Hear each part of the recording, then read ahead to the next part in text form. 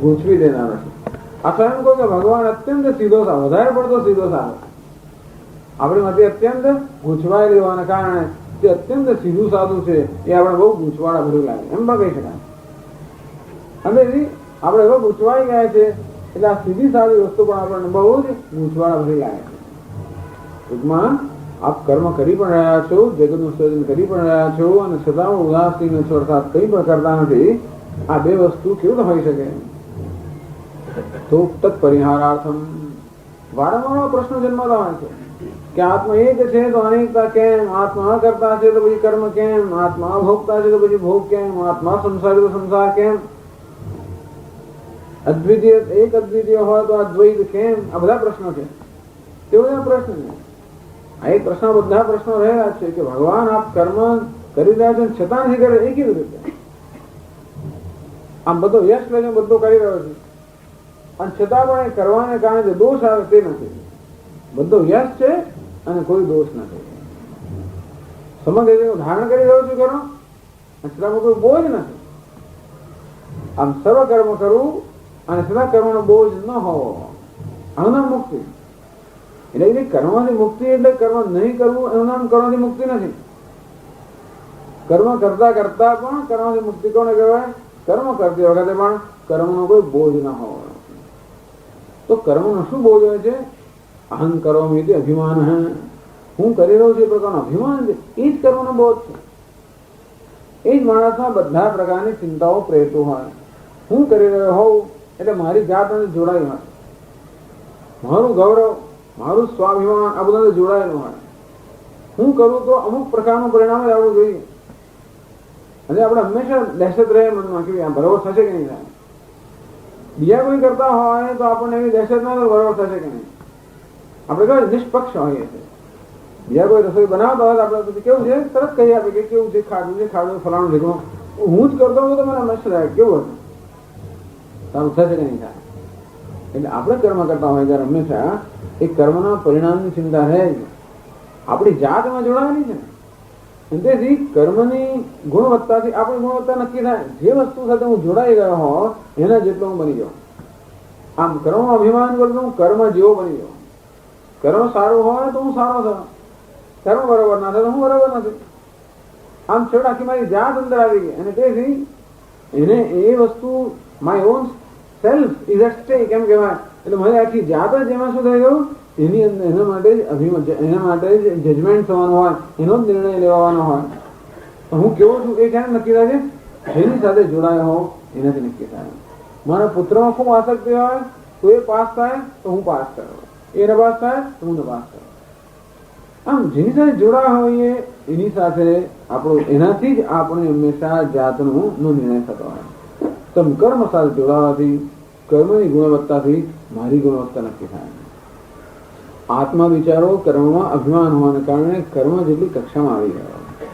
કર્મ તો ચલનાત્મક છે, સચલન થવાનું છે અને ક્યારે પણ નક્કી કહી ના શકાય કેવું હશે ને કેવું નહીં હોય. અંતે એવી બધી અનિશ્ચિતતા પણ મારા પર સવાર થઈ જાય. અને કર્મ જો સારું થાય તો યશ માટેનો અભિમાન મારામાં જાગૃત થાય. કર્મ સારું ન થતો અપયશ માટેની એક લાગણી મારામાં જાગૃત થાય. આમ યશ અને અપયશ આ બધાનો ભાગીદાર બનો. આ બધું શું થયો? બોજ. આમ કર્મ આપણામાં આપણે કેમ બાંધે છે?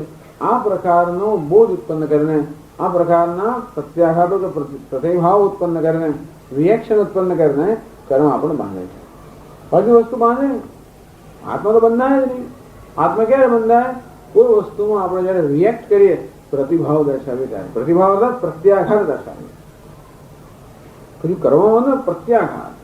જે વસ્તુ મારા કાબુમાં નથી, આમ મારામાં હર્ષનો પેલા ઉછાળો હોય એ મારા કાબુમાં નથી આવતો. કે વસ્તુ મારી ધારી થાય અને હર્ષનો એક ઉછાળો હોય એ મારા કાબુમાં નથી, એને પ્રત્યાઘાત કહેવાય. હું નક્કી કરું કે હા હું આનંદ, બસ હું આનંદ માણવાનો છું એમ કરીને ધારો કે એ આનંદ મારા પ્રયત્નથી કે મારી સભાનતાથી માણી શકતો જુદી વાત છે. તો હર્ષનો પણ શું આવે? આવેગ આવે છે. શોકનો પણ આવેગ આવે છે.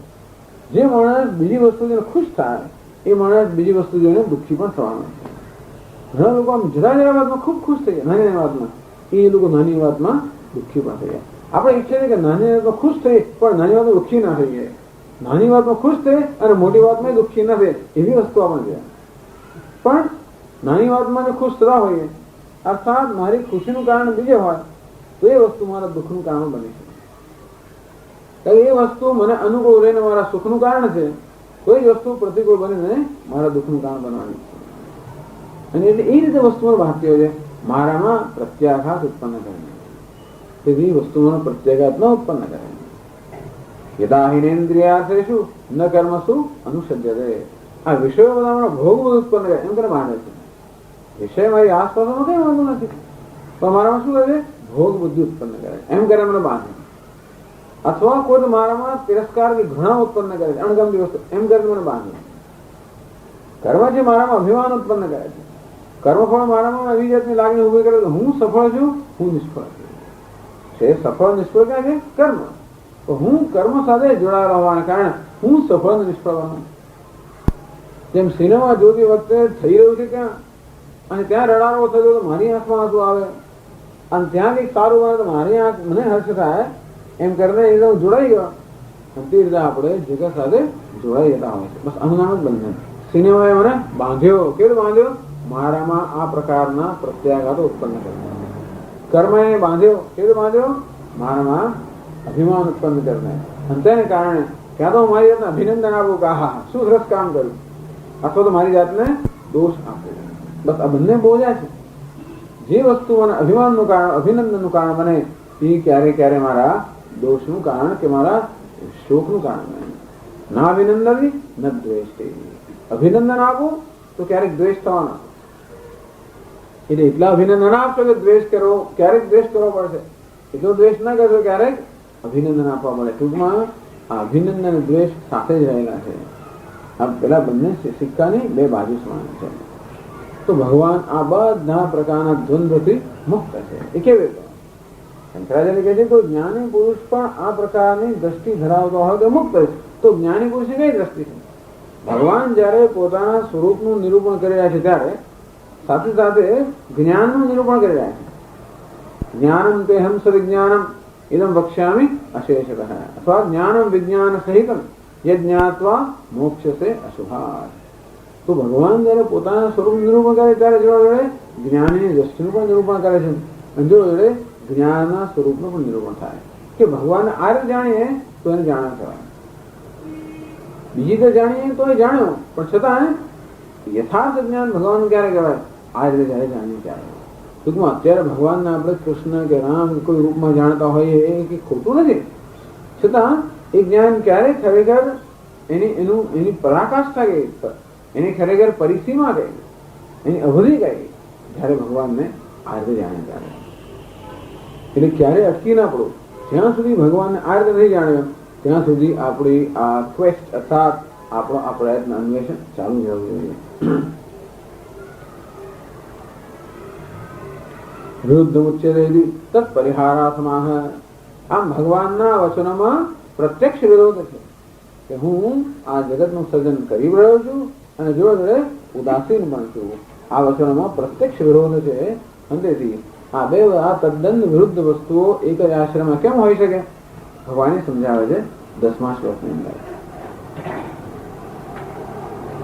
મયાધ્યક્ષેન પ્રકૃતિઃ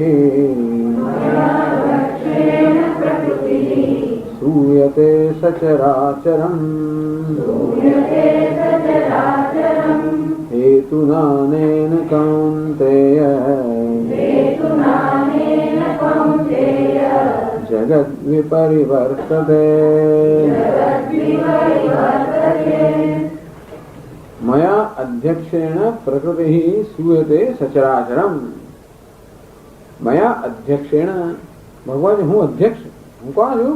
અધ્યક્ષ છું. અધ્યક્ષ એટલે કોઈ કામના બધાનું ધ્યાન રાખનારો હોય, સાક્ષી. અધ્યક્ષ કોણ હોય? સુપરવાઇઝર, સાક્ષી, ઓવરસિયર. તો હું કોણ છું? અધ્યક્ષ છું. મારા અધ્યક્ષ, હું જયારે અધ્યક્ષ છું ત્યારે એવા વડે પ્રકૃતિ શ્રૂયતે સચરાચરમ. અને મારા અધ્યક્ષપણામાં મારી સન્નિધિમાં આ પ્રકૃતિ બધું સચરાચરમ ચર અને અચર સમગ્ર જગતનું સર્જન કરે છે. ભગવાન એવું નથી કરતો. કોણ કરે છે? પ્રકૃતિ કરે છે. તો ભગવાન કોઈક ને કોઈક રીતે આ પ્રકૃતિને પ્રેરણા તો આપતા જ છે. ભલે કદાચ ભગવાન જાતે ન કરતા હોય, સમગ્ર જગતનું સર્જન પાલન લય પ્રકૃતિ વડે થતો હોય, અને તો પણ એ પ્રકૃતિને પ્રેરણા આપવામાં કોઈ પણ રીતે ભગવાન જો જવાબદાર હોય તો એ રીતે કર્તૃત્વ લાગે. આમ રાજા કદાચ જાતે કઈ પણ ન કરતા હોય, એના પ્રધાનો સેવકો જ સર્વકર્મ કરતા હોય, અને છતાં પણ રાજાની આજ્ઞા હોય કે રાજાની ઈચ્છા હોય, એટલે ઈચ્છાને માન આપીને કોઈક રીતે એ જે પ્રધાનો ભલે ઉપરથી ન કહેતો હોય, અને છતાં પણ એની હાજરી માત્રથી અને જો એના આદેશથી કઈ કહેવાય એને માણસ પ્રેરણા આપે, આદેશ આપે, ભલે પોતે ના કરે. તો ભગવાન પ્રકૃતિ આ જગતના સર્જન પાલન લયનો ખેલ જયારે કર્યો ત્યારે પણ આપ કઈક પ્રેરણા આપો છો ને, અધ્યક્ષ હું કઈ પ્રેરણા પણ નથી આપતો. મારી સન્નિધિ માત્રથી પ્રકૃતિ આ બધો ખેલ કરે છે. અર્થાત આ જગતની દ્રષ્ટિએ જોવા જઈએ તો હું સર્વનો કરનાર છું. અર્થાત હું જો અધ્યક્ષ ન હોઉં તો પ્રકૃતિ કોઈ કાર્ય ન કરી શકે. પ્રકૃતિ તો જળ છે, એ જળની અંદર આવું કાર્ય કરવાની ક્ષમતા ક્યાંથી આવે? પ્રકૃતિને કોણ ચેતનતા પ્રદાન કરે છે? તો કે હું ચેતનતા પ્રદાન કરું છું. ભગવાન આપ પ્રકૃતિને ચેતનતા પ્રદાન કરતા હો તો પછી ચેતનતા પ્રદાન કરવા રૂપી કર્તૃત્વ તો આપણામાં આવ્યું જ ને. આપ પ્રકૃતિને ચેતનતા પ્રદાન કરતા હો એટલા પૂરતો તો આપણો ઈરાદો થયો ને, એટલા પૂરતો તો આપનું કર્તૃત્વ તો કે નહીં મયા અધ્યક્ષ. હું તો માત્ર સન્નિધિ સ્વરૂપ છું. મારી સન્નિધિની પ્રકૃતિ તો કે ચેતન બની જાય છે. અર્થાત પ્રકૃતિને ચેતનતા પ્રદાન કરવાનો કોઈ પ્રયત્ન નથી. મયા અધ્યક્ષણ, મારી અધ્યક્ષતામાં પ્રકૃતિ કેવી છે તો કે સચેતન બની જાય છે. બસ એક વાર આ સ્વિચ દબાય પછી પંખો ફરવા માંડે. વીજળીની હાજરીમાં પંખો ફરે છે. વીજળી ફેરવતી નથી પંખાને. વીજળીની શું છે? સન્નિધિ છે. સન્નિધિ માત્રથી પંખો ફરવા માંડે છે. તો ભગવાનની શું છે? સન્નિધિ છે. એ સન્નિધિમાં જ આ પ્રકૃતિ એકદમ કાર્યશીલ બની જાય છે. અને એને હેતુના હે અર્જુન, આ હેતુથી અર્થાત હું અધ્યક્ષ છું, જ્ઞાન સ્વરૂપ છું, ચૈતન્ય સ્વરૂપ છું, એ હેતુથી જગત વિપરિવર્તતે. આ જગત વિપરિવર્તતે અર્થાત જગતમાં સર્જન પાલન લય આ પ્રકારનું પરિવર્તન સતત થયા કરે છે. એનું કારણ શું કરો? તો કયા પ્રકારનું કારણ? અધ્યક્ષતાનું કારણ. ટૂંકમાં હું પ્રેરણા આપતો નથી, હું કોઈ પ્રયત્ન કરતો નથી, માત્ર હું સન્નિધિ સ્વરૂપ છું. મારું અસ્તિત્વ એનું કારણરૂપ છે. કોઈ પ્રકારનું કર્મ નહીં, પરંતુ મારું અસ્તિત્વ. મારો ચહેરો જેવો છે. એટલે હું નથી કે હું કઈ ખરાબ છું કે સારો છું કેવું, મારો ચહેરો જેવો છે. અને તે લોકોને એમ લાગે કે આ કેમ આવા છે, એટલે મારો ચહેરો જેવો છે. ઘણા લોકો ન હોય તો એ ચહેરો આનંદ દેખે હશે જ મારે એવું લાગે, પણ ચહેરો જેવો હોય, કોઈ પ્રયત્ન નથી આવતા. ભગવાનનું સ્વરૂપ જ એવું છે, કોઈ પ્રકારના પ્રયત્ન વગર જ એ ચૈતન્ય સ્વરૂપ જ્ઞાન સ્વરૂપ પરમાત્માનો કોઈ પ્રયત્ન વગર જ આ પ્રકૃતિ ખેલ કરે છે, બધું જન્મ આપે છે. એ દ્રષ્ટિએ જોવા જઈએ તો ભગવાન આ જગતનો કરતા કહેવાય. કઈ કહેવાય? કારણ કે એની સંદેહ ન હોત તો પ્રકૃતિ સ્વયં કઈ ના કરી શકે હોત. એ દ્રષ્ટિએ કહેવાય કે છેવટે કોણ છે? એ સર્વનો કરતા છે. પ્રકૃતિની સામે જોઈએ તો પ્રકૃતિ જળ છે. જળ હોવાને કારણે આપણે કલ્પના કરી કે એની પ્રેરણા આપનાર કોઈ હોવું જોઈએ. યસ્ય સન્નિધિ માત્રેણ દેહેન્દ્રિય મનોદેહ વ્યાપારેષુ સ્વકીયેષુ વર્તન્તે પ્રેરિતા એવા. જેની સન્નિધિ માત્ર છે આ દેહ, ઇન્દ્રિય, મન, બુદ્ધિ, આ બધા જે કરણો છે એ બધા પોતપોતાના વ્યાપારની અંદર પ્રવૃત્ત છે, જાણે કે કોઈ પ્રેરણા ના આપી હોય. ટૂંકમાં આપણા દેહની બધી ઉપાધિની ચેષ્ટાઓ જોઈએ ત્યારે એમ લાગે એનો પ્રેરણા આપનાર કોઈ હોવો જ જોઈએ. એટલે વ્યવસ્થિત ચેષ્ટા હોય. એમ પ્રકૃતિમાં વ્યવસ્થિત કાર્ય થયેલો છે. પણ જે માયા છે તેનો વ્યવસ્થિત માયા છે. એટલી બધી વ્યવસ્થિત છે કે આમ સત્ય હોય એવું આપણે લાગે.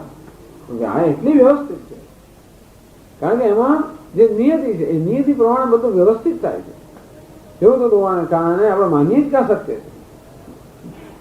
તો આ વ્યવસ્થિત પ્રમાણે એ બધું આ જે વ્યવસ્થા જે છે એ દ્રષ્ટિએ જોવા જઈએ તો આપણે એમ લાગે કે આ વ્યવસ્થાને સ્થાપિત કરનાર, આ માયાને આ પ્રકારે વ્યવસ્થિત કરવા પ્રેરિત કરનાર કોઈ હોવો જોઈએ. કારણ માયા પોતે જળ છે, પ્રકૃતિ પોતે જળ હોવાને કારણે સ્વયં તો કર્મ ન કરી શકે. તેથી આ જયારે જળમાં આપણે કોઈ પ્રવૃત્તિ જોઈએ ત્યારે હંમેશા આપણે અનુમાન કરીએ કે કોઈ ચેતન એનો પ્રેરક હોવો જોઈએ.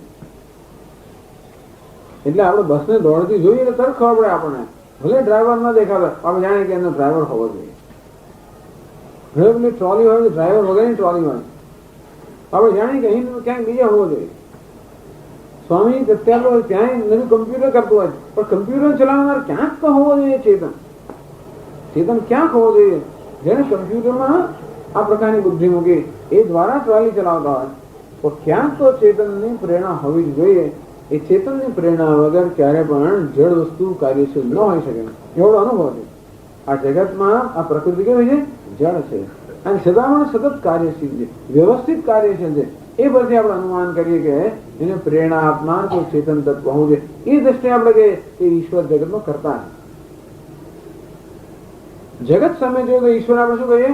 કર્તા કહીએ, સર્જક, પાલક, સંહારક, નિયંતા, કર્માધ્યક્ષ, કર્મફલદાતા, સર્વજ્ઞ, સર્વશક્તિમાન, આ બધા બિરુદ આપણે ઈશ્વરને આપીએ કયા દ્રષ્ટિબિંદુથી? જગતના દૃષ્ટિબિંદુથી. કે જગત જેવું છે તેવું ન હોઈ શકે આ પ્રકારનો ઈશ્વર ન હોય તો આ જગતની વ્યવસ્થા બતાવે છે કે કોઈ સર્વજ્ઞ હોવો જોઈએ. એની વ્યવસ્થા બતાવે છે. જેટલું જ્ઞાન વધારે હોય એટલી વ્યવસ્થા સારી હોય, જેટલી સૂઝ આપણને વધારે હોય એટલી વ્યવસ્થા સારી હોય. આ જગતની વ્યવસ્થા એવી સરસ છે વધારે કે એવી સૂઝવાળા હોવો એની પાસે ચેતન જે સર્વજ્ઞ હોવો જોઈએ. અને આ બધા શક્તિમાન તત્વો છે એ બધા તત્વો એવા આજ્ઞાંગિત થઈને કામ ના કરતા. આમ સૂર્ય, ચંદ્ર, વાયુ, પવન, જળ, પૃથ્વી આ બધા આટલા બધા શક્તિશાળી તત્વો પણ આજ્ઞાંગિત એમ કાર્ય કરે છે. એનો અર્થ એ થયો કે બધાને કાર્યમાં રાખનાર કોઈ સર્વશક્તિમાન હોવો જોઈએ. એટલે કે જગતની આ રચના અને જગતની જે આ પ્રવૃત્તિ છે એના નિરીક્ષણથી આપણે આ પ્રકારનો નિર્ણય કરતા હોઈએ છીએ કે જગતનો સર્જક ઈશ્વર કોણ છે? જગતનો સર્જક છે, પાલક છે, નિયંતા છે. એ દ્રષ્ટિએ ભગવાન કહે છે કે હું જગતનો સર્જક છું, પાલક છું, નિયંતા છું. કઈ દ્રષ્ટિએ? પ્રકૃતિના દ્રષ્ટિબિંદુથી. તો ભાઈ એની તરફ જોઈએ તો એ શું કહે છે? ઉદાસીન વદાસીન. મારી પોતાની દ્રષ્ટિએ હું કેવો છું? ઉદાસીન, કંઈ પણ કરતો નથી. એનું વાસ્તવિક સ્વરૂપ છે. કેવી રીતે? તો કે મારી સન્નિધિ માત્રથી પ્રકૃતિ આ સર્વ કર્મ કરે છે. અને હું કેવું છું? સન્નિધિ સ્વરૂપ, સત સ્વરૂપ, સત્તા સ્વરૂપ. એ સત્તા કેવી છે? ચૈતન્યાત્મક છે. એટલે હું કેવું છું? ચેતનાત્મક સત્તા સ્વરૂપ છે. અને મારી આ સન્નિધિ માત્રથી સર્વ કાર્ય કરે. પણ હે અર્જુન, મારા દ્રષ્ટિબિંદુ કઈ કરતો નથી અને માટે હું બંધાતો નથી. જગતના દ્રષ્ટિબિંદુ હું બધું જ કરું છું. આમ બધું કરું છે પણ બરાબર છે કયા દ્રષ્ટિબિંદુથી? જગતના દ્રષ્ટિબિંદુથી. કઈ નથી કરતો પણ બરાબર છે કોના દ્રષ્ટિબિંદુથી? પોતાના દ્રષ્ટિબિંદુ. આમ કરીને જે વિરોધાભાસે સમજાવો. અર્જુન જયારે હું કહેતો હું બધું કરું છું ત્યારે કયા દ્રષ્ટિબિંદુ કહું છું ત્યારે સમજવું જોઈએ. અને જયારે કહું છું કઈ નથી કરતો ત્યારે કયા દ્રષ્ટિબિંદુ કહું છું તે પણ સમજવું જોઈએ. આમ બે દ્રષ્ટિબિંદુ ભગવાન સમજાવે છે, વ્યાવહારિક દ્રષ્ટિબિંદુ અને પારમાર્થિક દ્રષ્ટિબિંદુ. વ્યાવહારિક દ્રષ્ટિબિંદુ ભગવાન જગતના સર્જક, પાલક, નિયંતા છે. પારમાર્થિક દ્રષ્ટિબિંદુથી ભગવાન કઈ નથી. મત્સાની સર્વભૂતાની ન ચાહમ તેષુ અવસ્થિત. આ બધા ભૂત જે છે એ કોને કારણે પ્રવૃત્તિશીલ છે? મારે કારણે. ન ચાહમ તેષુ અવસ્થિત, હું એમને કારણે નથી. એ બધા મારે કારણે ચેતનાત્મક છે. તો ભગવાન આપ ખરેખર કારણ છું તો નહીં. ન છે મસ્તાની ભૂતાની. વાસ્તવમાં હું જગતનું કારણ પણ નથી. પહેલા ભગવાન હું જગતનું કારણ છું પણ એ કારણ બને તો અનેક પ્રકારના દોષ લાગે. પહેલા ભગવાન હું જગતનું કારણ છું અર્થાત મારા સિવાય કોઈ કારણ નથી એ નક્કી કર્યું. પ્રકૃતિ કારણ નથી, બીજું કોઈ કારણ નથી. તો ભગવાન આપ જગતનું કારણ હો તો અનેક પ્રકારના દોષ આપને લાગે તો કે હું કારણ પણ નથી. એટલે પહેલા ભગવાનનું જ્ઞાન કેવું થાય? જગતનું કારણ છે એ રીતનું જ્ઞાન. પછી કેવું જ્ઞાન થાય? એ કારણ પણ નથી અર્થાત એ કારણથી પણ ફરક છે. આ જગત કાર્ય છે એ દ્રષ્ટિએ આપણે ભગવાને શું કહીએ? જગતનું કારણ કહીએ. પણ છેવટે એની નજીક પહોંચીએ એટલે પછી ખબર પડે નહીં આ તો કારણ પણ નથી. એ કેવું છે? માત્ર સન્નિધિ સ્વરૂપ છે. એટલે પહેલા જગતમાં સર્વ વ્યાપ્ત છે એમ ભગવાને જાણીએ, જગતનો આધાર ને કારણ છે એમ જાણીએ, અને છેવટે માત્ર સચ્ચિત સ્વરૂપ છે એમ જાણીએ. આ રીતે ભગવાનનું જ્ઞાન આપણું જીવન પરિપક્વ થતું જાય. અને જ્ઞાનની સર્વશ્રેષ્ઠ પરિપક્વતાનો કઈ સીમા? તો કે ઈશ્વર કેવો છે? માત્ર સત્તા સ્વરૂપ છે. ચૈતન્ય સ્વરૂપ છે એ પ્રકારનું જ્ઞાન ઈશ્વરનું અંતિમ જ્ઞાન છે. આ પ્રકારનો અદ્વૈતનો અભિપ્રાય છે. દ્વૈતના આચાર્યો કે નહીં ભગવાન આવો ના હોય. ભગવાન કેવો હોવો જોઈએ? જે અમારી સાથે રમે, જેની સાથે અમે વ્યવહાર કરી શકીએ, બોલી શકીએ, ચાલી શકીએ, રમી શકીએ, આવો કેવો ભગવાન? નરે આમ બેસી જ રહ્યો હોય, કશું કરતો જ ના હોય, એમાં ભગવાન એમાં શું કરવાનું? અવ્યક્ત ભગવાન જે છે એ ભગવાનનો અમને શું ઉપયોગ છે? એ ભગવાન પણ ક્યારે ખરો ભગવાન બને? જયારે વ્યક્ત થાય ત્યારે. એટલે એમને મળે વ્યક્ત ભગવાન અવ્યક્ત કદાચ યાદ છે. એ અવ્યક્ત ભગવાન જયારે રૂપ લે અને પછી જયારે ભક્તો પર કૃપા કરે અને ભક્તો સાથે ક્રીડા કરે ત્યારે એ ભગવાન એ સાચો ભગવાન છે. આપણે શું કહીએ છીએ? આ બધી ક્રીડા પણ જ્યાં જઈને બધી સમાપ્ત થઈ જાય છે. અર્થાત એ ક્રીડા કરવાથી જે પ્રાપ્ત થાય છે એ કશું કર્યા વગર જયારે પ્રાપ્ત થાય ત્યારે ખરી પ્રાપ્તિ. આપણે એવું કહીએ એ કે કશું ના કરો તો પ્રાપ્ત શું થાય? તો કે નહીં, કશું કરવાની કઈ જરૂર જ નથી. વેદાંત શું કહે છે કે આ બધી ક્રીડા જે છે એને જે પ્રાપ્ત થાય એ બધી વસ્તુ કશી ક્રીડા વગર જયારે પ્રાપ્ત થાય, કોઈ પ્રકારના પ્રયત્ન વગર પ્રાપ્ત થાય એ જે છે સર્વશ્રેષ્ઠ મુક્તિ. એટલે આ પ્રકારનો એક અભિપ્રાયનો ભેદ છે અહીંયા. સર્વશ્રેષ્ઠ શું છે? મયા અધ્યક્ષ પ્રકૃતિ. હવે શંકરાચાર્ય સમજાવે છે મયા સર્વતઃ દૃશ્યમાત્ર સ્વરૂપેણ અવિક્રિયાત્મના અધ્યક્ષેણ મમ માયા ત્રિગુણાત્મિકા અવિદ્યાલક્ષણા પ્રકૃતિ સૂયતે ઉત્પાદયતે સચરાચરમ જગત.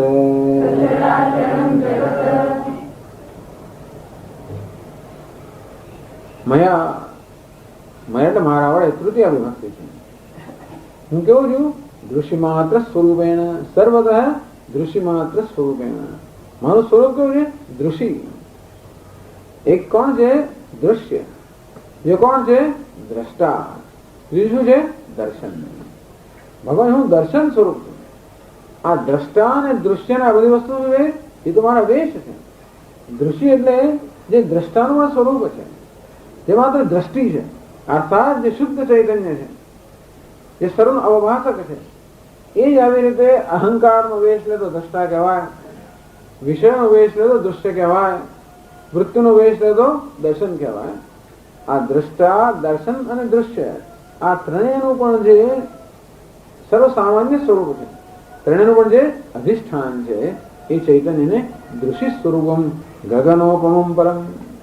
ત્યાં શંકરાચાર્ય કહે છે ઉપદેશ શાસ્ત્રમાં દૃશ્ય સ્વરૂપમ ગગનોપમમ, ગગનની સમાન અર્થાત સર્વવ્યાપી, નિર્વિકાર, નિરુપાધિક, સર્વતઃ દૃશ્યમાત્ર સ્વરૂપેણ અવિક્રિયાત્મના. તો દ્રષ્ટામાં વિકાર થયા કરતો હોય, દૃશ્યમાં વિકાર થયા કરે, દર્શનમાં પણ વિકાર થયા કરે, પણ આ ત્રણે જેના પર આધારિત છે અધિષ્ઠાન સ્વરૂપ જે છે દૃષ્ટિ કે ચૈતન્ય એ કેવું છે? નિર્વિકાર છે. કહે છે અવિક્રિયાત્મના. ટૂંકમાં આ બધું થયા છતાં મારામાં કોઈ વિકાર થતો નથી. નિર્વિકારનો અર્થ એ નહીં કે વિકાર માટેની ક્ષમતા નથી. આ લોકો બે વસ્તુ છે. તમારા ભગવાન કયો છે? નિર્ગુણ છે. નગુણ નહીં, નિર્ગુણ એટલે જેને ગુણની આવશ્યકતા નથી, નામ નિર્ગુણ. જે ગુણની આવશ્યકતા મુક્ત છે નામ નિર્ગુણ. જેને ગુણ ધરાવવાની શક્તિ નામ નિર્ગુણ નહીં, પણ કેવો છે? જેને ગુણની કોઈ આવશ્યકતા નથી. ટૂંકમાં હંમેશા કોઈને કોઈ પ્રકારનો દેખાડો કરવાની આવશ્યકતા આપણા એટલે કહે તુલસીદાસ કે સીતાજીનું સૌંદર્ય સ્વાભાવિક સૌંદર્ય, જેને કોઈ શણગાર કરવાની જરૂર નથી કે કશું વેશ કઈ જરૂર જ નથી. એ કેવું સૌંદર્ય છે? સ્વાભાવિક સૌંદર્ય. બીજા બધા લોકો જાત જાતનું બધું કરી કરીને સુંદરતા દેખાડે છે કે આ કેવું સૌંદર્ય છે? સ્વાભાવિક સૌંદર્ય. અંતે રીતે આ ભગવાન જો છે ટૂંકમાં જ્યાં ગુણ હોય, જ્યાં ક્રિયા હોય, જ્યાં ક્રીડા હોય તે એવા પ્રકારનો પ્રયત્ન છે ત્યારે એનું પેલો વૈભવ કે એનો મહિમા પ્રગટ થતો હોય. પણ જેને પોતાનો મહિમા પ્રગટ કરવા માટે કોઈ પ્રકારની ક્રીડા નહીં કે કોઈ પ્રકારની ગુણની, કોઈ પ્રકારના રૂપની આવશ્યકતા નથી, એને શું કહેવાય?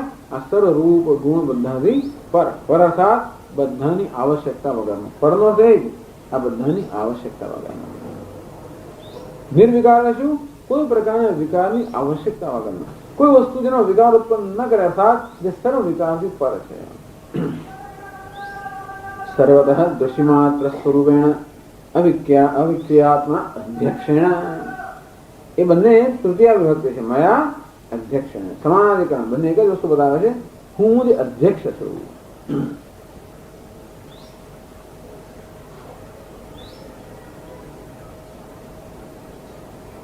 પ્રકૃતિ, પ્રકૃતિ શબ્દ સમજાવે. મમ માયા ત્રિગુણાત્મિકા અવિદ્યા લક્ષણા પ્રકૃતિ. આ પ્રકૃતિ શબ્દ છે સાંખ્ય લોકો પણ એ શબ્દનો પ્રયોગ કરે છે, પણ સાંખ્ય શાસ્ત્રની અંદર સાંખ્ય દર્શનમાં પ્રકૃતિ એ પુરુષ કરતા ભિન્ન છે. એમની દ્રષ્ટિ પ્રમાણે પુરુષ અને પ્રકૃતિ બંને ભિન્ન સત્તા ધરાવનાર છે. તો એ પ્રકૃતિ શબ્દ આવે એટલે આપણે તરત થાય કે ભગવાન એ જ પ્રકૃતિની વાત કરે છે, અથવા ભગવાન પણ એ જ અર્થમાં પ્રકૃતિ શબ્દનો પ્રયોગ કરે છે જે અર્થમાં સાંખ્ય લોકો કરતો કે નહીં. ભગવાન એ કઈ પ્રકૃતિ એટલે માયા, એ માયા ત્રિગુણાત્મિકા અવિદ્યા લક્ષણા પ્રકૃતિ, એ જળ છે. અર્થાત જળમાં પેલા શું છે, પ્રકૃતિ સ્વતંત્ર સર્જન કરે છે. સાંખ્ય લોકો એમ કે પ્રકૃતિ સ્વતંત્ર રીતે સર્જન કરે છે. વૈજ્ઞાનિકો પણ એમ કહે છે, વૈજ્ઞાનિકો પણ એમ કે આ જગત સ્વભાવની પ્રકૃતિ સર્જાયું છે. આપણે નહીં માનતા જળ વસ્તુ સ્વતંત્ર સર્જન કરી શકે નહીં. જ્યાં સુધી ચેતનની પ્રેરણા ન હોય કે ચેતનનું અધિષ્ઠાન ન હોય ત્યાં સુધી જળ વસ્તુ ક્યારેય સર્જન કશું જ ના કરી શકે. એટલે અવિદ્યા લક્ષણા પ્રકૃતિ કેવી છે, જળ છે. હું કોણ છું, હું અધિષ્ઠાન છું. તો હું આ પ્રકારે અધ્યક્ષ છું, ત્યારે મારા અધ્યક્ષત્વમાં પ્રકૃતિ સુયતે ઉત્પાદયતિ સચરાચર જગત સુયતે પ્રસૂયતે ઉત્પાદયતિ. આ જગત સચરાચર જગતને ઉત્પાદન કરે છે. ટૂંકમાં હું કોણ છું, માત્ર સાક્ષી છું. સાક્ષિત્વ પ્રમાણમાં તો શંકરાચાર્યજી જયારે આ મંત્રનું અર્થઘટન કરે છે, અધ્યક્ષનો શું અર્થ કર્યો, દૃષિ સ્વરૂપ સાક્ષી. કેવો સાક્ષી, નિર્વિકાર સાક્ષી, નિષ્પક્ષ સાક્ષી, ઉદાસીન સાક્ષી. તો આ રીતે જયારે આ શ્લોકનું અર્થઘટન આપ કરો છો ત્યારે ભગવાન માત્ર સાક્ષી સ્વરૂપ છે, નિર્વિકાર છે. એ રીતે એની વ્યાખ્યા કરવા માટે આપણી પાસે કોઈ પ્રમાણ છે, આપણે પૂછીએ આચાર્યને, આપણે પૂછીએ કે ક્યારેક શ્લોકની આ રીતે વ્યાખ્યા કરવામાં આવી, એ વ્યાખ્યા કરવા માટે આપણી પાસે કોઈ પ્રમાણ છે?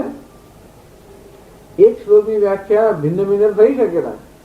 તો આપ આ શ્લોકને અધ્યક્ષ શબ્દનો અર્થ સમજાવો કે દૃષિ સ્વરૂપ, ચેતન સ્વરૂપ, માત્ર જ્ઞાન સ્વરૂપ છું, સર્વ સાક્ષી છું, કોઈ વસ્તુમાં ભાગ લેનાર નથી, મારી સન્નિધિ સ્વરૂપ છું. તો એ માટે પ્રમાણ છે. તો શંકરાચાર્યજી શ્વેતાશ્વત ઉપનિષદમાંથી એક મંત્ર ઉદ્ધૃત કરે છે. આગળ કહે ભાષ્યમાં તથા ચ મંત્રવર્ણઃ એકો દેવ સર્વભૂતેષુ ગૂઢઃ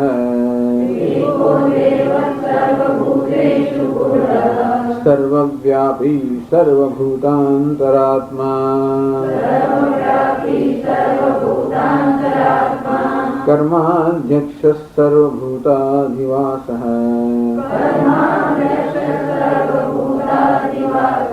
સાક્ષી ચેતા કેવલો નિર્ગુણશ્ચ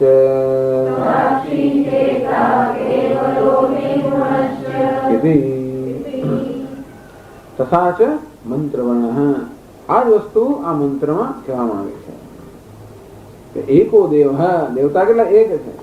કોઈ ત્રણ દેવતા છે, બ્રહ્મા, વિષ્ણુ અને શિવ. ત્રણ દેવતાઓ છે. બ્રહ્માજી સર્જન કરે, વિષ્ણુ પાલન કરે, શિવજી લય કરે. નહીં, કેટલા દેવ છે? એક જ દેવ છે. એ ત્રણ અધિષ્ઠાન લોક. એ વળી કેવો છે? દેવ. એ કોઈ જળ વસ્તુ નથી. દેવ, દેવ કોને કહેવાય? દ્યોતનાથ દેવ, એ સ્વયં પ્રકાશ છે, એ સતત પ્રકાશમાન છે. તો સ્વયં પ્રકાશ એવો એક ચેતન છે, એક પરમાત્મા છે. તો ક્યાં છે? કોઈ ત્યાં દેવ એટલે આમ કેવો છે? દેવતા, પ્રકાશમાન.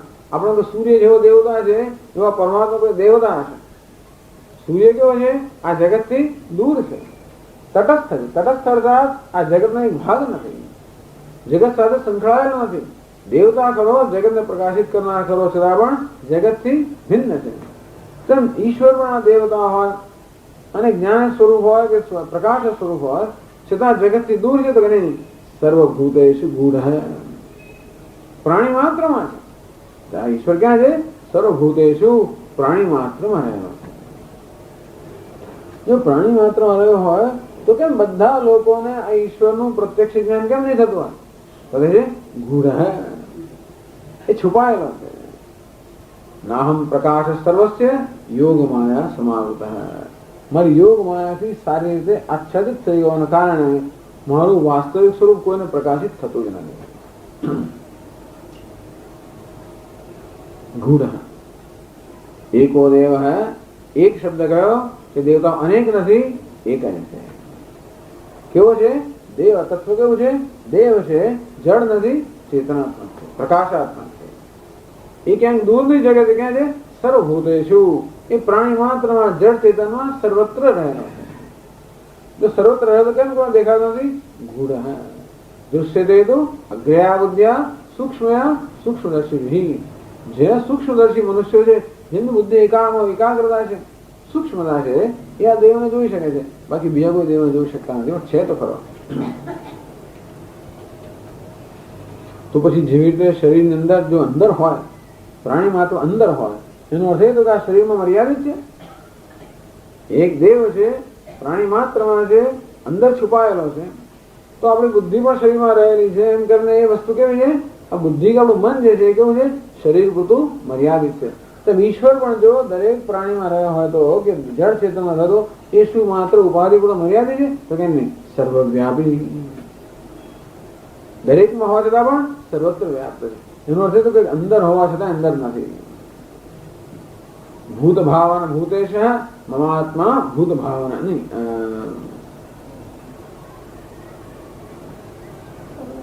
યથા વાયુ સદાકાશ સ્થિતો વાયુ સર્વત્રો મહાન તથા સર્વાણી ભૂતાની નહીં.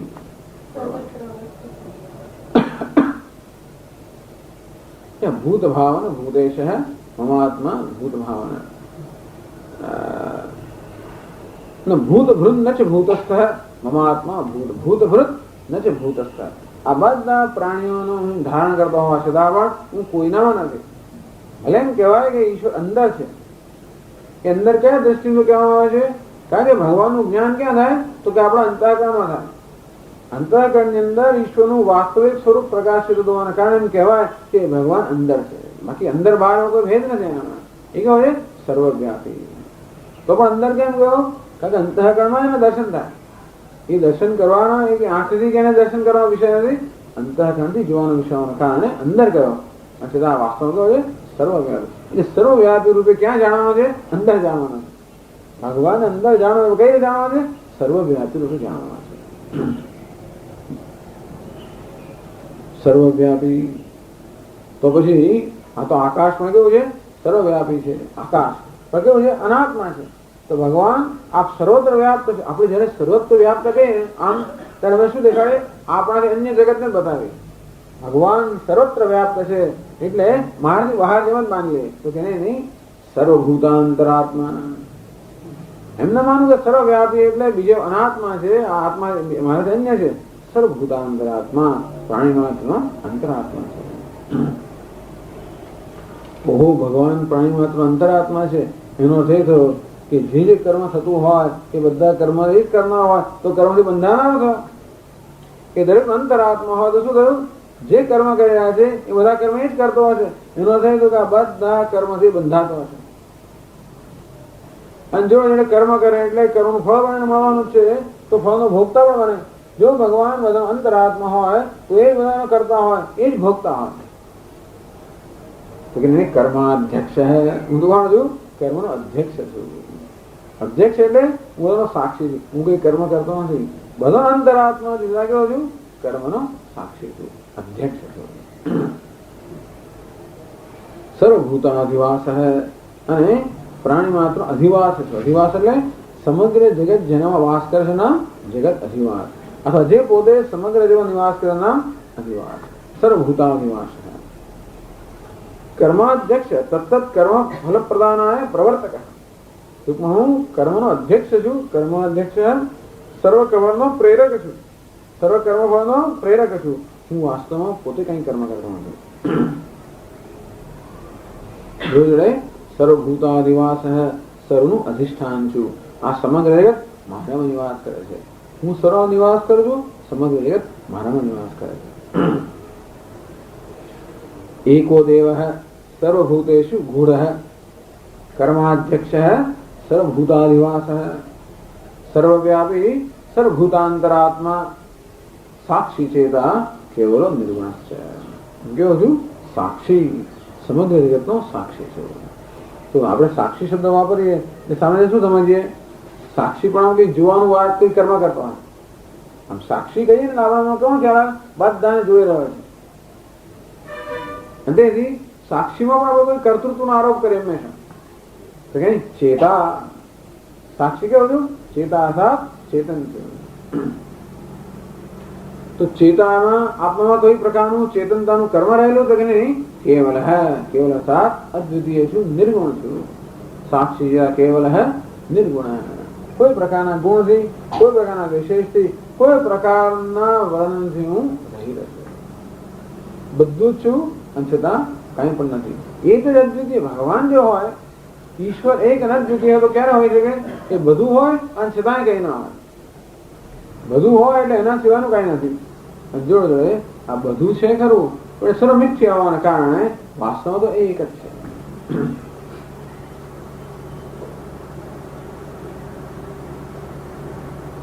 સાક્ષી ચેતા કેવલ નિર્ગુણ. આમ કરીને આ મંત્ર જે છે શ્વેતાશ્વતર ઉપનિષદનો એ પણ દર્શાવે છે કે ભગવાન કેવો છે? માત્ર સાક્ષી સ્વરૂપ છે, માત્ર ચેતન સ્વરૂપ છે. એ કશામાં ભાગ લેનારો નથી, એની સન્નિધિ જ આ સર્વ થઈ રહ્યું છે. આગળ ભાષ્યમાં કહે છે,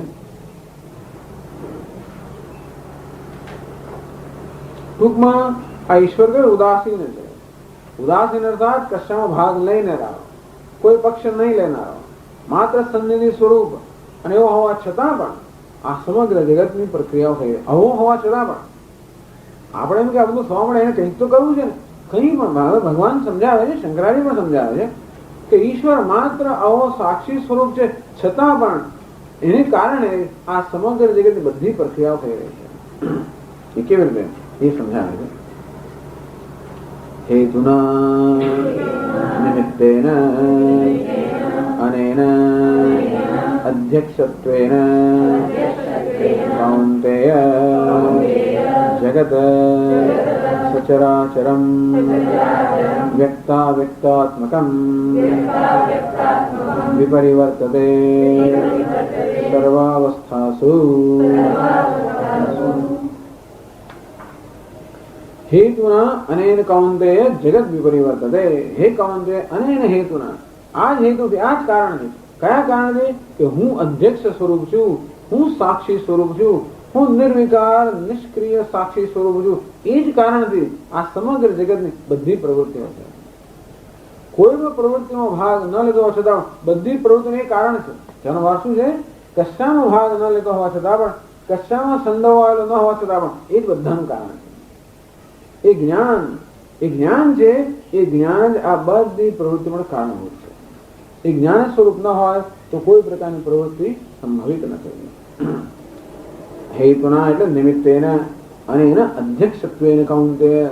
હું અધ્યક્ષ સ્વરૂપ છું, નિર્વિકાર સાક્ષી સ્વરૂપ છું. એ કારણથી હે કૌંતેય જગત સચરાચરમ, જડન છે તો સમગ્ર જગત. વ્યક્તાવ્યક્તાત્મકમ, આ વ્યક્ત અર્થાત જે ઇન્દ્રિયો વિષય છે તે અવ્યક્ત અર્થાત એ કારણ છે. વિપરિવર્તતે સર્વાસુ અવસ્થાસુ. ટૂંકમાં સર્જન, પાલન, લય જે કઈ જગતમાં થઈ રહ્યું છે એટલામાં થઈ રહ્યું છે કે હું છું. એ દેખાતો નથી આપણી આંખોએ, અને છતાં પણ દરેક પ્રક્રિયા જે થઈ રહી છે એ એની સાક્ષી પૂરે છે. કહે છે ને કે ભાઈ ભગવાન આપણું આ ઈશ્વરી જે છે એ જગતમાં સૃષ્ટિ સ્થિતિ પાલનના રૂપનો આપણો ઈશ્વર સતત અભિવ્યક્ત છે. એમ ટૂંકમાં આખું જગત ઈશ્વરની સાક્ષી પૂરે છે. તેમ અહીંયા ભગવાન કહે છે કે જગતમાં જે કંઈ થઈ રહ્યું છે આ સર્જન પાલન લય સાથે જ થતો. એવું નથી કે એક દાડો સર્જન થઈ ગયું હવે સર્જન થતું નથી. પ્રત્યેક ક્ષણે સર્જન થઈ રહ્યું છે. અને સર્જન ત્યારે જ થાય જ્યારે કોઈ વસ્તુનો નાશ થાય. રોટલી ત્યારે બને જ્યારે દુવાનો નાશ થાય, ત્યારે રોટલી બને. લોહ ત્યારે બને જ્યારે પિંડનો નાશ થાય. એ રોટલી ખોરાક ત્યારે બને જ્યારે રોટલીનો નાશ થાય. અને પછી એ વસ્તુનો શક્તિ ક્યારે બને ત્યારે એનો નાશ થાય. ટૂંકમાં કશાકના નાશ વગર કોઈ વસ્તુ નવી વસ્તુનું સર્જન નથી. એટલે સર્જનમાં હંમેશા નાશ રહેલો છે, સંહાર સર્જન સાથે જ છે. તો ભાઈ આ પાલન ક્યાં આવ્યું? બસ આ સંહાર ને સર્જનની પ્રક્રિયાનું પાલન થાય છે. સર્જન, પાલન અને લય. સંહાર, સંહાર થાય તો સર્જન થાય. પહેલું શું થાય છે? પણ પહેલો સંહાર થાય છે કે સર્જન થાય છે? મને કહો. પહેલો સંહાર થાય કે સર્જન થાય? સંહાર અને સર્જન સાથે જ થાય. જયારે સર્જન થઈ રહ્યો ત્યારે સંહાર થઈ રહ્યો છે. એટલે શું થઈ રહ્યો છે? સર્જન થઈ રહ્યો છે કે સંહાર થઈ રહ્યો છે? જે કહેવું હોય કહી શકાય. કઈ રીતે જોઈએ છે? બિચારા લુવાની આપણે દયા ખાતા હોય તો એનો સંહાર થઈ રહ્યો એમ કહેવાય. રોટલી વાળો દ્રષ્ટિ હોય તો એનું સર્જન થઈ રહ્યું છે. રોટલીનું શું થાય છે? સર્જન. અને તે લુવાનું શું થાય છે? સંહાર. એટલે સંહાર અને સર્જન કોઈ જુદી વસ્તુ નથી. કહેવાનો ભાવ થાય છે બંને સાથે સાથે જ હોય તો બે જુદા ના કહેવાય. બે જુદા ક્યારે હોય? એક થી જુદું બીજું રહી શકતું હોય તો જુદા કહેવાય. ક્યારેય પણ સર્જન સંહાર વગર હોય જ ના શકે. અને માટે સંહાર અને સર્જનમાં કોઈ તફાવત નથી. અને એ જે વસ્તુ છે એ સતત ચાલુ રહે છે, એનું પાલન થઈ રહ્યું છે. અને આ રીતે સર્જન, પાલન અને સંહાર બધું સાથે જ થઈ રહ્યું છે. એવું નથી કે ભગવાન એક દાડો સર્જન કર્યું પછી ભૂલી ગયો અને જયારે, એવું નથી. સતત ચાલ્યા કરે. ટૂંકમાં પ્રત્યેક ક્ષણે આ સર્જક, પાલન, સંહાર ઈશ્વર હાજર જ છે બધી જગ્યાએ. એ જ કરી રહ્યો છે. અથવા એ જ આવો દેખાઈ રહ્યો છે. એટલે સર્વાવસ્થા શું? સર્વ અવસ્થાની અંદર ભગવાન કહે છે કે હું જ આ કારણ જે કંઈ થઈ રહ્યું છે દરેક દરેક અવસ્થામાં હું જે અધ્યક્ષ છું, સાક્ષી છું, નિર્વિકાર છું, એ જ આ બધી વસ્તુનું કારણ છે, નિમિત્ત છે.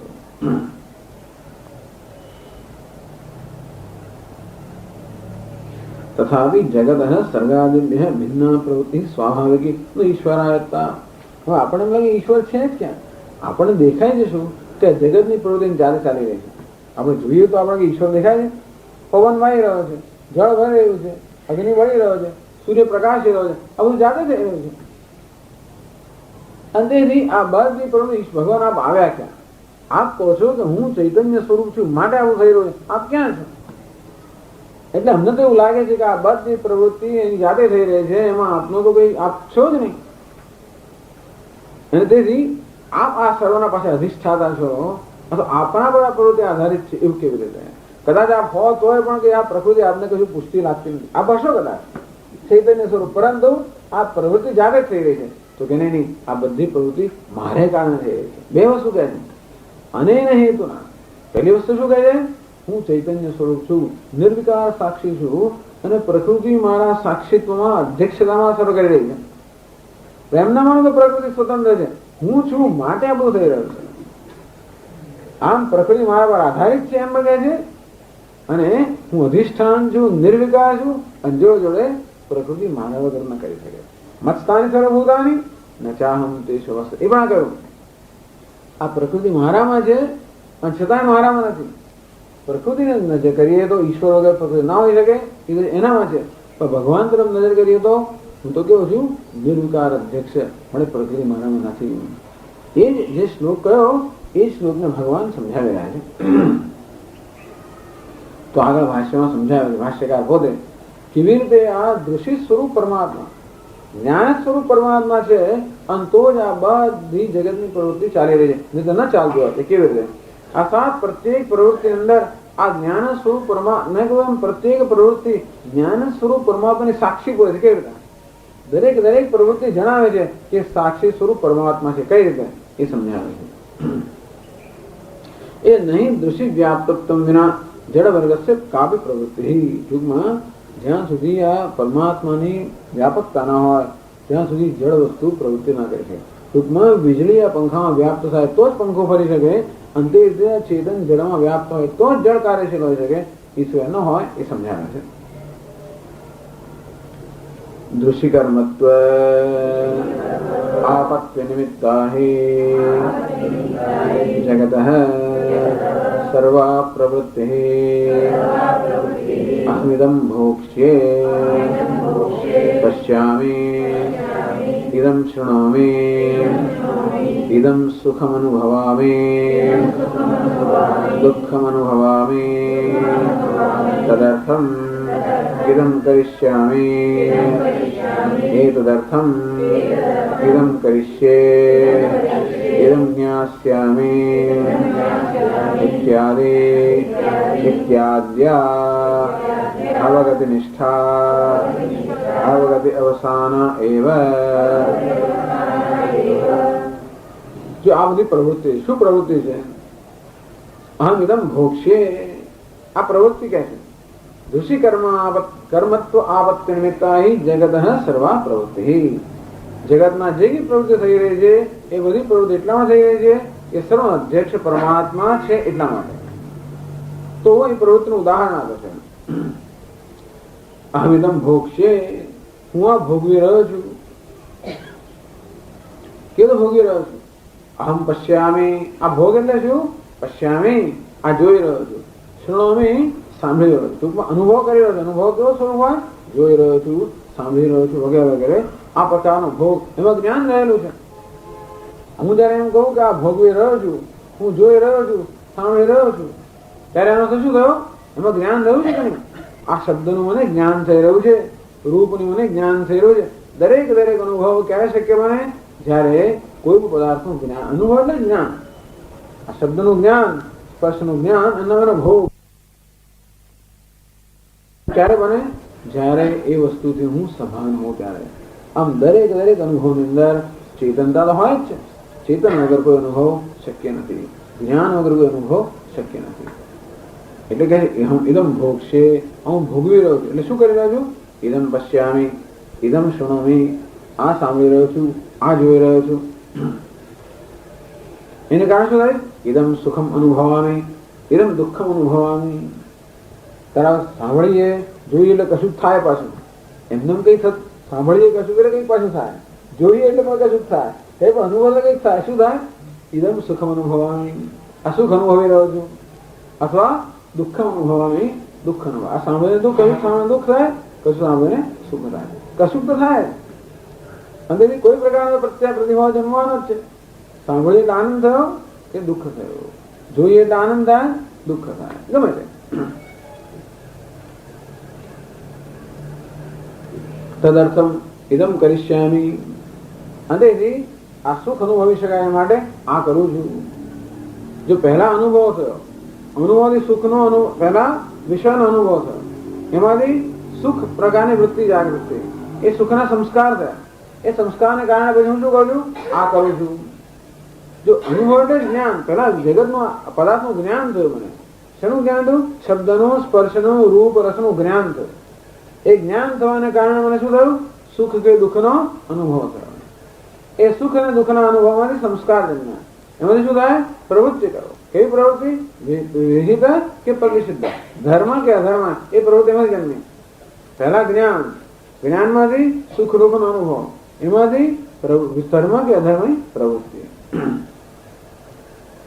ઇદમ કરિષ્યે ઇદમ જ્ઞાસ્યામિ વળી પ્રવૃત્તિ કરવા માટે પણ જ્ઞાન જોઈએ એમ કરીને આ જ્ઞાન પ્રાપ્ત કરવું દરેક દરેક અનુભવની અંદર દરેક દરેક પ્રવૃત્તિ જ્ઞાન વગર શક્ય નથી દરેક દરેક પ્રવૃત્તિમાં જ્ઞાન સમાયેલું છે હું જોતો હોઉં સાંભળતો હોઉં કરતો હોઉં એમાં જ્ઞાન છે કે આ વિશ્વને પ્રકાશિત કરનારો સુખ દુઃખ અનુભવ કરતો એમાં જ્ઞાન છે સુખ દુઃખની વૃત્તિને પ્રકાશિત કરનારો એને કારણે સંસ્કાર જન્મે એ પણ એમાંથી જન્મ્યા કર્મ કરવું ત્યારે પણ બધા સંસ્કારની અનુરૂપ કર્મ કરતા હો વળી બધું કર્મફળ મળતું હોય આ બધી પ્રક્રિયાઓ જે થઈ રહી છે એ દરેક દરેક પ્રક્રિયાનો પ્રારંભ ક્યાં થાય છે જ્ઞાનથી અને એમાંથી એનો અંત ક્યાં આવે છે જ્ઞાનમાં આ મારે આ કર્મ કરીશ કર્મ ક્યારે કરીશ એ કર્મ કરવા માટે આ પ્રકારનું જ્ઞાન પ્રાપ્ત કરીશ આમ જ્ઞાનથી પ્રારંભ થયો અને જ્ઞાનથી અંત આવ્યો વળી પેલું કર્મનું જ્ઞાન મળ્યું પછી પ્રારંભ થયો વળી નવી ચેઇન શરૂ થઈ એનો પરિણામ ક્યાં આવે વળી પછી જ્ઞાન એટલે કે ઇત્યાદ્ય અવગતિ નિષ્ઠા અવગતિ અવસાના એવ ટૂંકમાં આ બધી પ્રવૃત્તિઓ જ્ઞાનથી શરૂ થાય પ્રવૃત્તિઓ દરમિયાન પણ જ્ઞાન હોય છે અને પ્રવૃત્તિનો અંત પણ જ્ઞાનમાં જ આવે છે આ જગતની પ્રવૃત્તિ શેમાંથી જન્મી જ્ઞાનમાંથી જન્મી નિષ્ઠા શેમાં છે જ્ઞાનમાં છે અને છેવટે ક્યાં એને અવસાન આવે છે જ્ઞાનમાં અંતેથી આ જ્ઞાન શું થયું સર્વનું કારણ થયું જેમાંથી વસ્તુ જન્મે જેમાં નિષ્ઠા હોય જેમાં વળી પાછું લય થાય એમના ઉપાદાન કારણ એ સર્વનું કારણ એ નિમિત્ત એ ભગવાન કહે છે હું આ નિમિત્ત છું હું આ કારણ છું એને કારણે જગતમાં સર્વ પ્રવૃત્તિ છે ટૂંકમાં હે અર્જુન જરાક સૂક્ષ્મતા જોઈશ તો મારી હાજરી બધે જણાઈ આવશે તું આ બધી આ શબ્દ સ્પર્શમાં અનુભવની અંદર ગૂંચવાઈ નહીં ગયા હો. ટૂંકમાં ભગવાન આપણે મુક્ત કરવા માંગે છે. ભગવાન જયારે કે કર્તૃત્વમાં અહંકાર ન રાખીશ, કે ફળ ભોગવતા ભોક્તૃત્વ રાગ દ્વેષ ના રાખીશ, એટલા માટે કે એ નહીં રાખે તો મને જોઈ શકશે. આ બધામાં હાજર છું, તો અભિમાનને કારણે મારી નોંધ નથી લેવાતી, અભિમાનને કારણે કર્મની નોંધ લેવાય છે, મારી નોંધ નથી લેવાતી. ફળ ભોગવતી વખતે રાગ દ્વેષોને કારણે ફળની નોંધ લેવાય છે, મારી નોંધ નથી લેવાતી. ભગવાન મારી નોંધ નથી લેતું પડે, કારણ કે આપણું મન કેવું છે, વિપરીત વિરુદ્ધ, એનાથી બહિર્મુખ થઈ ગયું છે, ભગવાનથી વિમુખ થઈ ગયા છે આપણે. શેને કારણે? અહંકારને કારણે, આસક્તિને કારણે. તો ભગવાન અભિમુખ બનાવવા માટે કે છે કર્મ અભિમાન જે છે એ ના રાખે. તું જોઈ શકીશ કે કર્મ થયું ત્યારે પણ જ્ઞાન સ્વરૂપ હું તો છું. ફળ ભોગવતી વખતે પણ એની અંદર ના ગૂંચવાય છે રાગ દ્વેષથી, તો જોઈ શકીશ કે ફળ ભોગવાની પ્રક્રિયામાં પણ જ્ઞાન સ્વરૂપ હું તો છું. તો ભગવાન પોતાના દર્શન કેમ કરવા એ બતાવે છે કે મારા વગર તો કશું શક્ય જ ના હોય, કશું પણ છે એટલે હું તો છું, માટે મારી નોંધ લેવાની જરૂર છે. ખોટી બધી પીડામાં એવું ગૂંચવાય નહીં જવાનું. જો કશામાં ન ગૂંચવાઈ ગયા હોય અહંકાર મમકાર રાગ દ્વેષથી, તો ભગવાનની જે હાજરી છે એ આપણે અનુભવી શકીએ. એટલે શંકરાચાર્ય સમજાવ્યું કે બધી પ્રવૃત્તિનો પ્રારંભ જ્ઞાનથી થાય છે, બધી પ્રવૃત્તિમાં નિષ્ઠા પણ જ્ઞાનમાં છે, અને બધી પ્રવૃત્તિનું અવસાન પણ જ્ઞાનમાં આવે છે. અને એના માટે શંકરાચાર્યજી એક પ્રમાણ આપે છે. પરસ્ય અધ્યક્ષત્વ માત્રેણ જગત ચેષ્ટા. વેદમાં પણ કહ્યું છે કે આ પરમાત્મા અધ્યક્ષ છે, એને કારણે બધી ચેષ્ટા છે. એના માટે એક પ્રમાણ આપે છે. યહ અસ્ય અધ્યક્ષઃ પરમે વ્યોમન ઇત્યાદયશ્ચ મંત્રાઃ એતમર્થં દર્શયન્તિ. यह अस्य अध्यक्षः, अस्य जगतः यह अध्यक्षः निर्विकारः. આ સમગ્ર જગતનો જે નિર્વિકાર અધ્યક્ષ છે, સાક્ષી છે, અધિષ્ઠાન છે, એ ક્યાં રહેલો છે? પરમે વ્યોમન, પરમે હાર્દે વ્યોમનિ સ્થિતઃ. એ રહેલો છે બધે, એટલે ક્યાં છે? દુર્વિજ્ઞેય, એને જાણવો કઠણ છે. કારણ કે આ બધી પ્રક્રિયા થઈ ત્યારે એ બધાના હૃદયની અંદર જ્ઞાન સ્વરૂપ પ્રકાશેલો છે, અને એની સન્નિધિમાં જ આ સર્વ ક્રિયાઓ થઈ રહી છે. ટૂંકમાં વેદમાં પણ કહ્યું છે કે સર્વના અંતરની અંદર જ્ઞાન સ્વરૂપ પ્રકાશ રહેલા પરમાત્માની અધ્યક્ષતામાં જ આ સર્વ પ્રક્રિયા થઈ રહી છે. તેથી આ શ્લોકમાં ભગવાને કહ્યું હું જ્ઞાન સ્વરૂપ છું, નિર્વિકાર છું, માત્ર અધ્યક્ષ છું, અને મારી હાજરીમાં પ્રકૃતિ આ સર્વ કર્મ કરી રહી છે. એ દ્રષ્ટિએ કહેવાય કે હું એનો કરનાર છું, મારી દ્રષ્ટિએ કહેવાય કે હું કંઈ કરતો નથી. પણ આ હું છું માટે છે.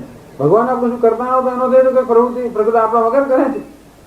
એક વાર કે હું નથી કરતો કઈ, તો પછી એમને પ્રકૃતિ સ્વતંત્ર નથી. હું કઈ નથી કરતો તો પણ પ્રકૃતિ મને સ્વતંત્ર છે.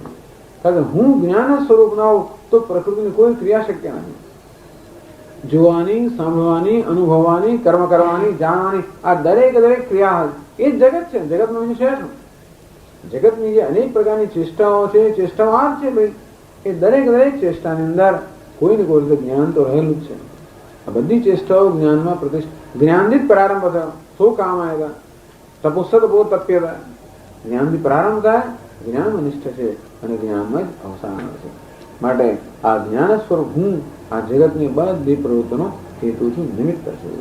એમ કરી ભગવાન પોતાને નિમિત્ત સ્વરૂપ, નિર્વિકાર જ્ઞાન સ્વરૂપ બતાવે છે.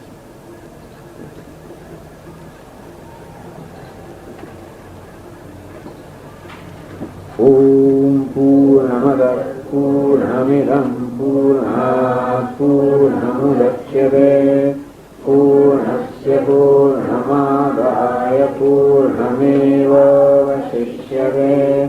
ઓમ શાંતિ શાંતિ શાંતિ. શંકરં શંકરાચાર્યં કેશવં બાદરાયણં सूत्रभाष्यकृतौ वन्दे भगवन्तौ पुनः पुनः. ईश्वरो गुरुरात्मेति मूर्तिभेदविभागिने व्योमवद्व्याप्तदेहाय दक्षिणा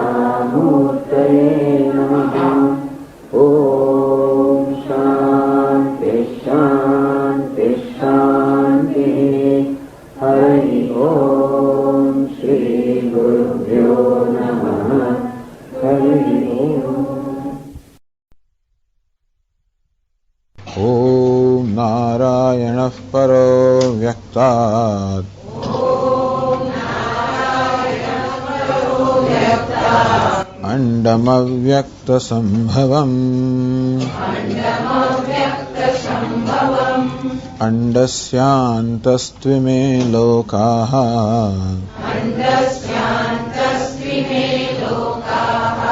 सप्तद्वीपा च मेदिनी।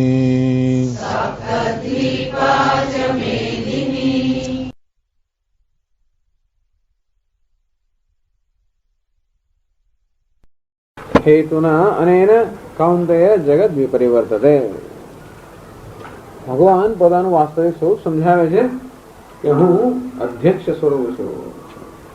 પૂછ્યું કે ભગવાન આપ જ જગતનું સર્વકર્મ સર્જન પણ આપ કરો છો, પાલન લય આ સર્વકર્મ આપ કરો છો, અનેક બાજુ આપ કહો છો અને સાથે એમ પણ કહો છો કે સર્વકર્મ કરવા છતાં પણ હું કર્મથી બંધાતો નથી. એવું કેવી રીતે બને? કર્મ કરો અને છતાં કર્મથી ન બંધાવો અથવા એ કર્મની કોઈ અસર આપના પર ન થાય, એ કેવી રીતે બને? આ તો વિરુદ્ધ વસ્તુ છે. તો ભગવાન કહે કે જો મારો સ્વભાવ આ પ્રકારનો છે કે હું અધ્યક્ષ છું, અધિષ્ઠાતા છું, મારી સન્નિધિ માત્રથી પ્રકૃતિ આ સર્વ કર્મ કરે છે. આમ જુદા જુદા દ્રષ્ટાંત આપી શકે અધ્યક્ષના. એક દ્રષ્ટાંત એવું છે કે લોહ ચુંબક. લોહ ચુંબક કેવો છે? અધ્યક્ષ. એ લોહ ચુંબકની સન્નિધિમાં જ છે લોખંડ હોય એ લોખંડ કેવું બની જાય છે? સક્રિય બની જાય છે. આમ લોખંડમાં ક્રિયાની પ્રેરણા કરનાર કોણ? લોખંડ એની જાતે તો ક્રિયા ના કરી શકે. લોહ ચુંબકની સન્નિધિમાં લોખંડ કેવું ક્રિયાશીલ જાણે બની જાય છે, સક્રિય બની જાય છે. તો લોખંડમાં એ પ્રકારની ક્રિયાની પ્રેરણા કરનાર કોણ? લોહ ચુંબક. એટલે લોખંડને આપણે હાલતું જોઈએ એટલે આપણે શું કહીએ કે લોખંડ જાતે હાલી ના શકે જડ હોવાને કારણે, અને માટે લોખંડને હલાવનાર કે એને ચલનાત્મક કરનાર કંઈક પ્રેરક બળ હોવું જોઈએ.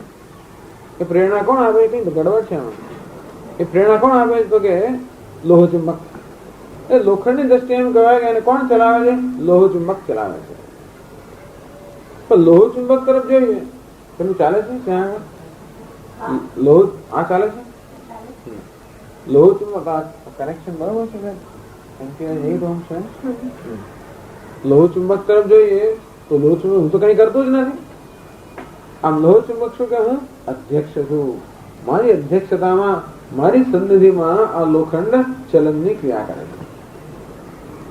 એટલે એક રીતે લોહ ચુંબક બધું કરે છે એમ પણ કહેવાય, કારણ કે લોહ ચુંબક વગર લોખંડની અંદર કોઈ પ્રકારની ક્રિયા ન હોઈ શકે. એ દ્રષ્ટિએ એમ કહેવાય કે લોહ ચુંબક બધું કરે છે. પરંતુ લોહ ચુંબકનો પોતાનો કોઈ સંકલ્પ નથી, લોહ ચુંબકમાં પોતાનો કોઈ કર્તૃત્વ નથી. એ કઈ પ્રેરણાનું કશું પ્રકારનું પ્રેરણા આપવાનું કર્મ કરતું નથી. આપણે પ્રેરણા આપી એમાં પણ કંઈક કર્તૃત્વ રહેલું. તો પ્રેરણા આપવાનો કોઈ પ્રયત્ન પણ લોહ ચુંબકમાં નથી. આમ લોહ ચુંબક સર્વ રીતે નિર્વિકાર છે, સર્વ રીતે માત્ર ત્યાં અધિષ્ઠાતા છે, સન્નિધિ સ્વરૂપ છે, અને માત્ર એની સન્નિધિમાં જ આ લોખંડ છે એમાં ચલનની ક્રિયા છે. અમે દ્રષ્ટાંત વીજળી સન્નિધિમાં જેમ આ પંખો ફરતો હોય, વીજળી વગર પંખો ના ફરે અને છતાં વીજળી પંખાને ફરે એમ ના કરે. પંખાને ફરતો જોઈએ એટલે આપણે એમ એવો નિર્ણય કરીએ કે કોઈ પંખાને ફેરવતો હશે તો કોણ ફેરવે? તો ઉત્તર છે વીજળી. તો એ દ્રષ્ટિએ કહેવાય પંખો ફરે છે અને આપણી સામાન્ય અપેક્ષા એવી હોય કે ફરે છે માટે એને ફેરવનારું કોઈ હોવું જોઈએ, કારણ કે જળ વસ્તુ ક્યારેય પણ જાતે તો ના ફરી શકે. અને પંખો ફરે છે એ જોઈને આપણે એ પ્રકારનું અનુમાન કરીએ કે એને ફેરવનાર કોઈ હોવું જોઈએ. એટલે પૂછે કોણ ફેરવે છે? તો વીજળી તો હું ફેરવું છું. એમ કહીને વીજળી કહે કે આ પંખાને ફેરવવા માટે હું જવાબદાર, હું પંખાને ફેરવું છું. તો ભાઈ વીજળીને પૂછે કે તારી પાસે ક્યાં હાથ પગ છે, તું કેમ ફેરવે છે? તો કે નહીં, હું કોઈ ફેરવવાનું કર્મ કરતો નથી, મારી સન્નિધિમાં જ આ પંખો ફરતો હોય છે. અધ્યક્ષ અર્થાત ખરેખર બધું ચલનાત્મક કર્મ ક્યાં છે? પ્રકૃતિમાં છે. સર્જન, પાલન, લય આ બધી ક્રિયાઓ છે પ્રકૃતિમાં છે. અને છતાં પ્રકૃતિ સ્વતંત્ર રીતે કોઈ સર્જન પાલન ક્રિયા ન કરી શકે. ક્યારે કરી શકે? જ્યારે આ પરમાત્માના ચેતનની પ્રેરણા પ્રકૃતિમાં થાય ત્યારે જ ખરેખર પ્રકૃતિ ક્રિયાશીલ બને અને તેથી આ સર્જન પાલન વગેરેની ક્રિયાઓ શક્ય છે. આવું બતાવવા માટે એક વખત એક જણ મારી પાસે એક સરસ મ્યુઝિક બોક્સ હતું, મ્યુઝિક બોક્સ, સંગીતનું એક બોક્સ હતું. એવું હતું કે તમે આમ પ્રકાશ સામે ધરો એટલે ગાવા માંડે. એમાં બેટરી હતી, કેવી બેટરી? સોલર બેટરી, સૂર્યની બેટરી. પ્રકાશ સામે ધરો એટલે સંગીત વાગવા માંડે. એની જાતે ડબ્બો હું બતાવું તમને તો એમાં કઈ સંગીત નથી. આમ પ્રકાશ સામે ધર્યું, સંગીત વાગવા માંડે. કોણ સંગીત વગાડે છે? એને બે ઉત્તર હોય શકે. દાદા મ્યુઝિક બોક્સ સંગીત વગાડે છે, કારણ કે એમાં જ બધી આપણે રચનાઓ દેખાય છે. અને છતાં કોઈ કહે કે મ્યુઝિક બોક્સ સંગીત વગાડતો હોય તો જાતે કેમ વાગતું નથી? એટલે આપણે એના પેલું પ્રકાશ વગાડે છે. તો પ્રકાશ વગાડતો તો જાતે કેમ આ મ્યુઝિક બોક્સ વગેરે પ્રકાશ કેમ વગાડતો નથી? પ્રકાશ સંગીત વગાડે છે એમ કહેવાય તો મ્યુઝિક બોક્સ વગર નહીં. મ્યુઝિક બોક્સ સંગીત વગાડે છે એમ કહેવાય તો પ્રકાશ વગર નહીં. તેથી આ બંનેનું કયા પ્રકારનું કાર્ય છે? તો કે ખરેખર સંગીત વાગવાનું શેમાં છે? એ બધી રચનાઓ શેમાં છે? આ સંગીત મ્યુઝિક બોક્સમાં છે. પણ એ ક્યારે સક્રિય બની શકે? એ ક્યારે ચેતનાત્મક બની શકે? ત્યારે પ્રકાશની સંધિ હોય ત્યારે. આમ પ્રકાશ આપણને કહે કે હું આ સંગીત વગાડું છું તો આપણે ના કહેવાય. ઓ બેસુરું સંગીત કેમ વગાડો છું? બંધ કરો તો કે હું નથી વગાડતો, કારણ કે એ તો મારી સંધિમાં વાગે છે. આમ ભગવાન બધું કરવાનો યશ લે છે અને કોઈ પ્રકારનો અપયશ લેવા તૈયાર નથી. આવું છે. એટલે એ નિત્ય શુદ્ધ એક જ છે. એક દ્રષ્ટિએ સર્વનો અંતર્યામી છે, સર્વનો નિયામક છે, ઈશ્વર છે, સર્વનો શાસક છે. એક દ્રષ્ટિએ. કઈ દ્રષ્ટિએ? કારણ કે જગતમાં બધે શાસન દેખાય છે. જગતમાં જ્યાં નજર કરીને જોઈએ કે બધી વસ્તુ કોઈ ને કોઈ શાસન પ્રમાણે કાર્યશીલ છે. કોઈ શાસનનું અતિક્રમણ કરવાની સ્વતંત્રતા ક્યાંય નથી. કોઈ પોતાના સ્વભાવનું અતિક્રમણ કરવાની સ્વતંત્રતા કોઈ નથી. એટલે પાણી તો કે નીચે ઉપરથી નીચે જ વહે, એ નીચે તો ઉપર ના આવે. અગ્નિ જે ઉપર જાય અને દરેક પોતાના સ્વભાવ પણ વર્તો હોય છે. એ બતાવે છે કે કોઈક એમને એનું નિયંત્રણ કરી રહ્યું હશે. નહીં તો શેના બધા લોકો વર્તે? રોજ રોજ છે ને બધા કોઈક દાડો તો એમને કંઈક છછુડા તો ક્યારેક તો એ લોકો પોતાના સ્વભાવ પણ વર્તે ને, ક્યારેક પણ સ્વભાવ બહાર આવે. આમ ઘણી બહુ આપણે નિયમન રાખીએ, ડિસિપ્લિન રાખીએ, બધું રાખીએ, બધી મર્યાદાઓ જાળે, બધું કરતા હોઈએ, પણ ક્યારેક આપણે પેલો સ્વભાવ બહાર આવી જાય. અથવા એ મર્યાદા જયારે એ મર્યાદા જાળવનાર કોઈ શાસક ન હોય ત્યારે આપણે ખરો સ્વભાવ બહાર આવે. પણ આ લોકોનો સ્વભાવ પોતાનો બહાર નથી આવતો. એનો અર્થ કે હંમેશા મર્યાદામાં જ હોય ચાલો. અથવા 24 કલાક બધી અવસ્થામાં એમના પર શાસન કરનાર હોવું જોઈએ, કારણ કે એ શાસિત ની જેમ વર્તી રહ્યા છે. માટે ભગવાને તમે મારા શાસન કરવા તો હું કઈ કરતો નથી. ભગવાન કૃષ્ણ કોઈ શાસન કરે છે એ તો ખાલી વાંસળી વગાડે નહીં. આખું વૃંદાવન શાસિત છે. શેને શાસિત છે? આમ તો પ્રેમ છે, પણ શાસન મહાન શાસન રહેલું છે. એની સંધિ માત્રથી આખું બધા લોકો આસપાસ ફર્યા. આ ગોપી બધી આખું ફર્યા કરશે. એટલે મયા અધ્યક્ષ પ્રકૃતિ સુએતે સચરાચરમ. હું તો અધ્યક્ષ છું, મધ્યમાં ઉભેલો છું, હું કોઈ ડાન્સ નથી કરતા. અને છતાં પણ મારી સન્નિધિમાં આ બધી ગોપી ને પ્રકૃતિ એ કેવી છે? ક્રિયાશીલ છે. આપ બધાને અહીંયા બધા રવાડે ચડાવતો હું રવાડે નથી ચડાવતો. પછી કોઈ પૂછે કે આ બધાને ઘેરમાં તમે અહીંયા રવાડે ચડાવ અહીંયા બોલાવો છો તો નથી બોલાવતો. એનો અભ્યાસ નથી લેતો તો પણ એના વગર કઈ ના થઈ શકે. એટલે આ પ્રકારનો સંબંધ ભગવાન સમજાવે છે. અધ્યારોપ અધિષ્ઠાન નો સંબંધ છે. કેમ સમજાવો? હું કોણ છું? તો અધ્યક્ષ નો અર્થ અધિષ્ઠાન પણ થાય. હું કોણ છું? અધિષ્ઠાન છું. અધિષ્ઠાન હોય ત્યારે અધ્યારોપ. સર્પ શું છે? અધ્યારોપ છે. રજ્જુ અધિષ્ઠાન છે. તો અધિષ્ઠાન તો અધ્યારોપ ની સત્તા હોઈ શકે. એને સત્તા સ્ફૂર્તિ કોણ પ્રદાન કરે છે? અધિષ્ઠાન. આ પ્રકૃતિને સત્તા સ્ફૂર્તિ પ્રદાન કરવા હું છું. આ સર્પને કોણ સત્તા સ્ફૂર્તિ? આ સર્પ ક્યાં કોણ ઉત્પન્ન કરે? રજ્જુ ઉત્પન્ન કરે એમ કહેવાય.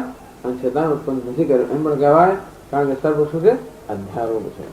આમ સત્ય અને મિથ્યા, અધિષ્ઠાન અને અધ્યારોપ એ પ્રકારનો સંબંધ ભગવાન પોતાની ભાષામાં સમજાવી રહ્યા છે. આમાં શબ્દો પછી આવે અથવા તો ભગવાન જે કહી રહ્યા છે એ સમજવા માટે આપણા શબ્દો ઉભા કરે. ભગવાન એમ કહે છે કે આત્મા પરમાત્મા છે અકર્તા, અભોક્તા, નિર્વિકાર, ચેતન, સત્તા સ્ફૂર્તિ પ્રદાતા. અને એની સન્નિધિમાં આ પ્રકૃતિ સર્વ કર્મ કરે છે. તો 14મા અધ્યાયમાં એમ જ કહે છે કે હું આ મારી માયા જે છે એ માયામાં તસ્મિન ગર્ભમ દધામ્યહમ સંભવ સર્વભૂતાનામ તતો ભવતિ ભાવ મમ યોનિર મહદ બ્રહ્મ તસ્મિન ગર્ભમ દધામ્યહમ. આમાં માયા જે છે યોનિ છે એમાં હું ગર્ભનું આધાન કરું અર્થાત હું પ્રવેશ કરું, પ્રતિબિંબ રૂપે એને પ્રવેશ કરે પડે કહેવાય. આવું બીજી કેવું અર્થ સમજાવે છે? પ્રવેશ કરે છે. કોણ પ્રવેશ? ઈશ્વર પ્રકૃતિમાં પ્રવેશ કરે. જગતનું સર્જન કર્યું અને ઈશ્વર એમાં પ્રવેશ કર્યો એમ કરીને પછી આ એટલે જ કહે છે નામાની કૃત્વા અભિવદન યદાસ્તે સર્વાણી રૂપાણી વિચિત્ય ધીર. આ બધા રૂપનું નામનું સર્જન કર્યું ત્યાં સુધી જળ છે, ઈશ્વર એમાં પ્રવેશ કર્યો, અહમ ભાવ સ્થાપિત કરો. આ બધા નામ રૂપ ચેતન બની ગયા. એ પોતે જ પછી નામ બધા સ્વીકારને એ પ્રકારનો વ્યવહાર કરે. આ કહેવાની રીત છે બધી. એમ કે ભગવાન પ્રવેશ તો ના કરે, ભગવાન તો સર્વ છે, સર્વત્ર છે. પ્રવેશ કરવાનો પ્રશ્ન ક્યારે આવે? ક્યાંક ન હોય ત્યારે. તો કઈ રીતે પ્રવેશ કર્યો? સૂર્ય જેવી રીતે જળમાં પ્રવેશ કરે છે કેવી રીતે? પ્રતિબિંબ રૂપ. એ પણ એક મોડલ જ છે. પ્રતિબિંબ પણ એક ખાલી દ્રષ્ટાંત છે. પણ જેવી રીતે સૂર્ય જળમાં પ્રતિબિંબ રૂપે પ્રવેશ કરીને જળને પ્રકાશિત બનાવી દે છે, અને તે રીતે ઈશ્વર જાણે કે આ જળ પ્રકૃતિમાં જાણે કે પ્રતિબિંબ રૂપે પ્રવેશ કરીને પ્રકૃતિને ચેતન બનાવી દે છે. અને એ રીતે આ બધું સૂર્ય સચરાચરમ આ પ્રકૃતિ આ જન્મ ઉત્પત્તિ સ્થિતિ લય આ બધું કાર્ય કરે છે. એટલે જુદે હું એનો શાસક છે પણ કહેવાય. હું કોણ છું? પ્રભુ છું. આ પ્રકૃતિને પ્રકૃતિ સ્વામષ્ટભ્ય વિસૃજામિ પુનઃ પુનઃ. મારી પ્રકૃતિ પર ને મારી પ્રકૃતિને વશીકૃત કરીને વારંવાર આ જગતનું સર્જન પાલન લય કરું છું. હું કોણ? અધ્યક્ષ એટલે કોણ છું? પ્રભુ છું. રાજા જેમ રાજાની સન્નિધિમાં બધા કાર્ય થતા હોય એમ મારી સન્નિધિમાં પ્રકૃતિ કાર્ય કરે છે. પ્રકૃતિ મારા પર આશ્રિત છે. હું કોણ છું? સ્વતંત્ર છું. અધ્યક્ષ એટલે સાક્ષી. હું કોણ છું? સાક્ષી છું. સાક્ષી અધ્યક્ષ આ બધું જુએ છે. સાક્ષાત ઈક્ષતે બધી વસ્તુ જુએ છે. ઈશ્વર કેવો છે? સાક્ષી. કારણ કે જ્ઞાન સ્વરૂપ હોવાના કારણે આમ અધ્યક્ષ આ રીતે સમજી શકાય. ભિન્ન ભિન્ન રીતે એના દ્રષ્ટાંત આપી શકાય. પણ એ બધા દ્રષ્ટાંતોની વસ્તુ એ ફલિત થાય છે કે ભગવાન કઈ કરતો નથી અને કરાવતો નથી, અને છતાંય પણ એના વગર કઈ થતું નથી. નવદ્વારે પુરે દેહી નૈવ કુર્વન ન કારયન. આ નવદ્વાર વાળા પૂરમાં રહીને એ કરતો નથી અને કરાવતો. બધું થતું દેખાય છે ખરું. એ ન કરતો હોય, ન કરાવતો તો પણ બધું થાય છે ખરું. કેવું થાય છે? એની સમજણ. તો ભગવાનને આપણે ભગવાન કહીએ, ઈશ્વર કહીએ, શાસક કહીએ. એ શાસક પણ કોઈ મુખ્ય અર્થમાં નથી. ભગવાન કઈ હાથમાં ધનુષ બાણ લઈને કે શંકર ચક્ર ગદા પદ્મ લઈને બધા ઉપર આમ કે વજ્ર લઈને ઉભો રહ્યો હોય અને કોઈને પણ આમ હલવા ના એવી રીતે એવું શાસન નથી કરતું. કોઈ દળ એવું શાસન ક્યાં સુધી ઉભો થાકી જાય. તો એમાં પ્રયત્ન હોય તો માણસ થાકે. જરાક પ્રયત્ન હોય ને તો ક્યારેક થાકી જાય. કરોડો વર્ષો સુધી જરા પ્રયત્ન કરતા એક દળતા આવે કે એમને પછી એમ હાથ નીચે લેવાની જરૂર પડે, વજ્ર અંદર મૂકવાની, કશું કરવાની જરૂર પડે જો પ્રયત્ન હોત તો. એ જ બતાવે છે. આ ચાલ્યા જ કરે છે. અનાધિકારથી ચાલ્યા કરે. શું બતાવે છે? પ્રયત્ન રાહિત્ય બતાવે છે. જો પ્રયત્ન હોય તો અનાધિકારથી ના ચાલ્યા કરે. ક્યારેક બંધ પડી જાય. ઘર્ષણ હોય, જરાક પણ ઘર્ષણ હોય તો ચલાયમાન પદાર્થ ક્યારેક બંધ પડી જાય પેલા ઘર્ષણને કારણે. અને તે રીતે પ્રયત્ન કરવો પડતો ભગવાન. મસલમાં કઈક દુખાવો ક્યારેક થાય,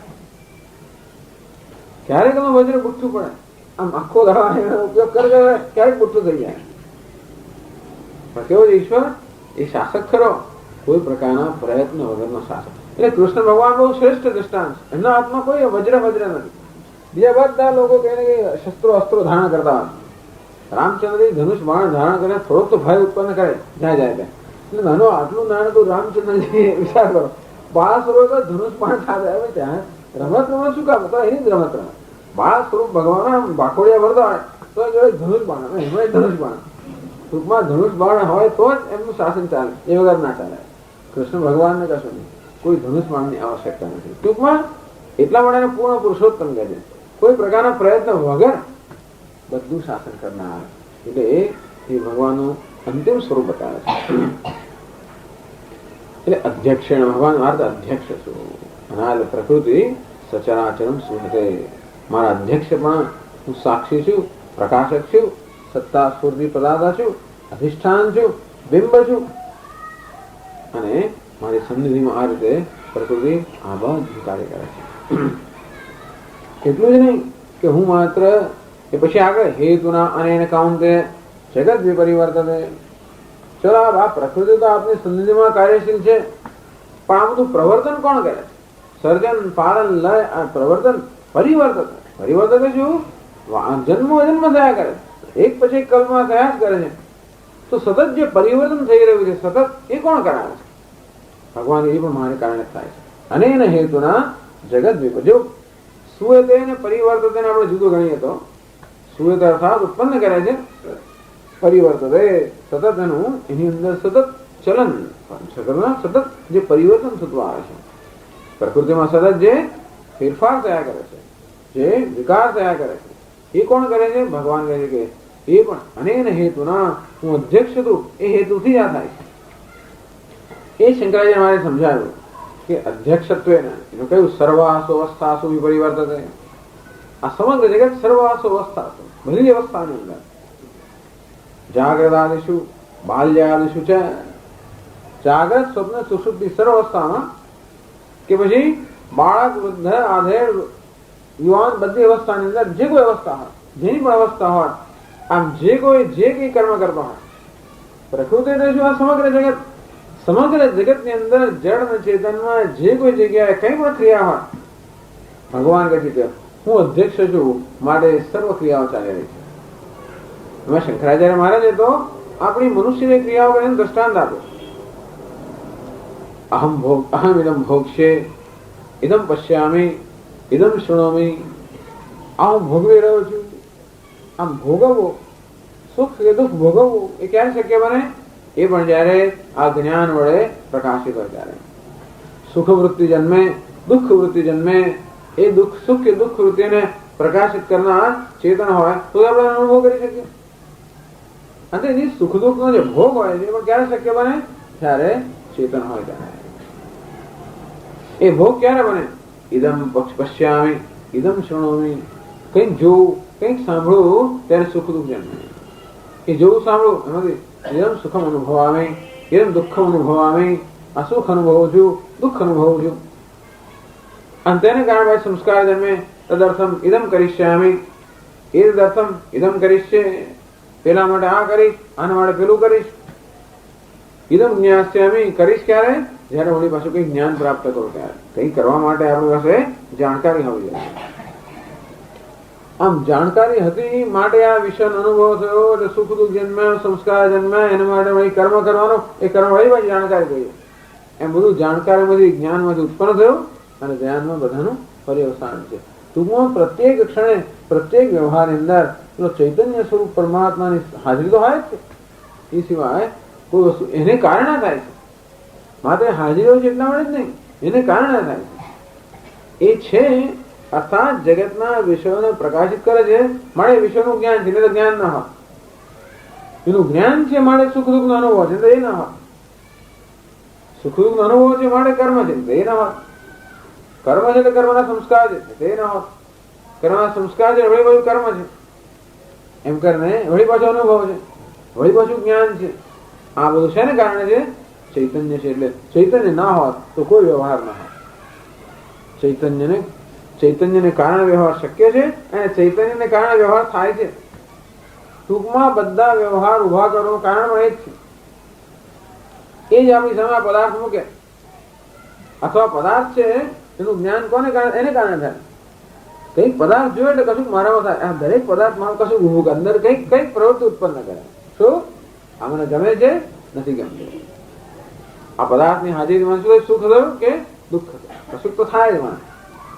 સુખ થાય તો મારે જોઈએ છે, દુઃખ થાય તો મારે એનો ત્યાગ કરવો છે. આ પ્રવૃત્તિ થઈ. આ ટૂંકમાં જે હું પ્રવૃત્તિ કરું છું, જે કર્મ કરું છું, એ કર્મ શેમાંથી ઉત્પન્ન થયું? સંસ્કારમાં. રાગ કે દ્વેષમાંથી. એ શેમાંથી ઉત્પન્ન થયા? સુખ દુઃખના અનુભવમાંથી. એ શેમાંથી ઉત્પન્ન થયો? વિષયના ભોગમાંથી. એ ભોગ ક્યારે શક્ય બન્યો? વિષયને પ્રકાશિત થયો ત્યારે. એટલે વિષય પ્રકાશિત થયા. આ પ્રકાશ છે માટે ભોગ છે. ભોગ છે એટલે સુખ દુઃખ છે. સુખ દુઃખ છે એટલે રાગ દ્વેષ છે. રાગ દ્વેષ એટલે કર્મ. આ બધા જે કર્મ થઈ રહ્યા છે, આ બધી પ્રવૃત્તિ થઈ, એવાનો હેતુ મૂળ કોણ? અજ્ઞાન. જ્ઞાન સ્વરૂપ પરમાત્મા. અને બધી પ્રવૃત્તિનો અંત પણ ક્યાં આવે? વળી કંઈક અનુભવ થાય, કંઈક જ્ઞાન થાય એમાં. એટલે જ કહ્યું શંકરાચાર્યજી, ઇત્યાદ્યા અવગતિ નિષ્ઠા અવગતિ અવસાન એવા. આ જગતમાં જે કઈ પ્રવૃત્તિ ચાલે છે એ બધી અવગતિ અર્થાત જ્ઞાન, એ જ્ઞાનમાં જ નિષ્ઠ છે. અર્થાત જયારે પ્રવૃત્તિ ચાલે ત્યારે તો જ્ઞાન હોય જ છે. અને અવગતિ પર્યવસાન, ટૂંકમાં અવસાન, એ બધી પ્રવૃત્તિનું અવસાન, એ બધી પ્રવૃત્તિ અંત શેમાં આવે છે? કોઈનું કોઈ પ્રકારના જ્ઞાનમાં જ આવે છે. અજ્ઞાનમાંથી જ પ્રવૃત્તિનો પ્રારંભ થયો અને જ્ઞાનમાં જેનો અંત આવે છે. અને પ્રવૃત્તિ થતી ત્યારે પણ જ્ઞાન જ હોય છે પ્રકાશિત કરનાર. અંતેથી ભગવાન કહે છે હું અધ્યક્ષ જ્ઞાન સ્વરૂપ પરમાત્મા છું, એને કારણે આ બધું બનતું હોય છે. એટલે એમ કરીને હું કોણ છું? સર્વવ્યાપી, સર્વાસુ અવસ્થા, બધી જ અવસ્થામાં, જાગર, સ્વપ્ન, સુષુપ્તિ, બાલ્ય, વૃદ્ધ વગેરે બધી જ અવસ્થામાં હું છું માટે આ બધું શક્ય છે.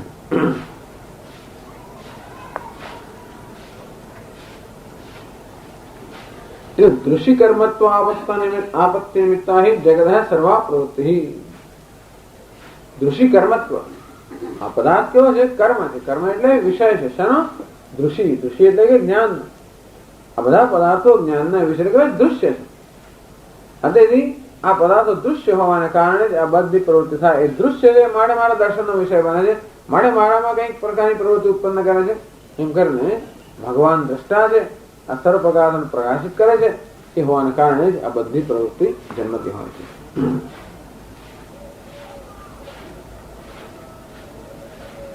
અને એ જ કહ્યું પરસ્ય અધ્યક્ષત્વ માત્રેણ જગત ચેષ્ટા. આ પરમાત્મા અધ્યક્ષ છે એટલે બધી ચેષ્ટા છે. એના પ્રમાણ આપ્યું. યહસ્ય અધ્યક્ષ પરમે વ્યોમન ઇત્યાદયસ્ય મંત્રાઃ એતમર્થમ દર્શયન્તિ. યો અસ્ય અધ્યક્ષ અસ્ય જગતઃ યહ અધ્યક્ષ નિર્વિકાર. જે આ જગતનો નિર્વિકાર અધ્યક્ષ છે, નિર્વિકાર સાક્ષી છે, નિર્વિકાર સ્વામી છે, કે નિર્વિકાર અધિષ્ઠાન છે. સહ પરમે વ્યોમન પ્રકૃષ્ટે હાર્દે વ્યોમની સ્થિત. ક્યાં રહેલો છે? આપણા શુદ્ધ અંતઃકરણની અંદર રહેલો છે. અર્થાત એને જાણવો મુશ્કેલ છે, પણ એને કારણે હૃદયમાં રહેલો એ એને કારણે સર્વ પ્રવૃત્તિ છે. એટલે કે છે આગળ કહે છે ભાષ્યમાં આવે 232 પાના પર છેલ્લેથી બીજો પેરેગ્રાફ તટસ્થ છે.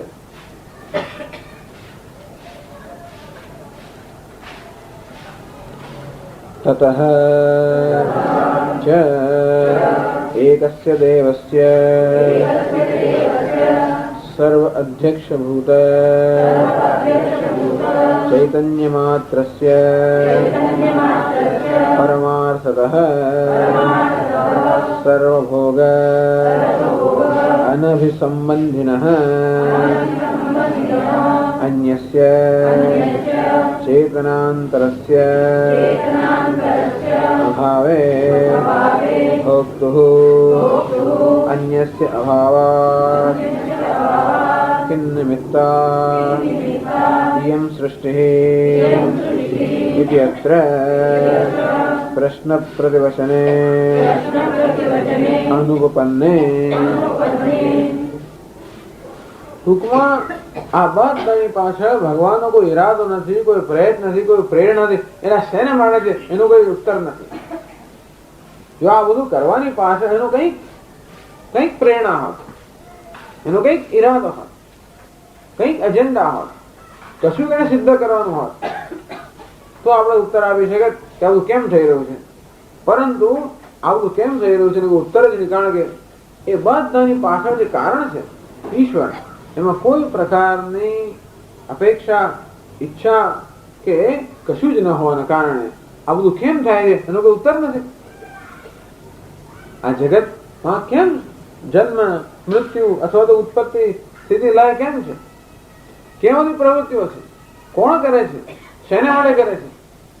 એનો કોઈ ઉત્તર આપી શકાતો નથી. ભલે આપણે ઉત્તર આપીએ, વ્યવહારમાં થોડો સંતોષ થાય, એટલે આપણે ગભરાઈ આપણે ગૂંચવાઈ જઈએ, આપણે કઈ કરી ના શકીએ. ઉત્તર ના આપણે આગળ વધી ના શકીએ.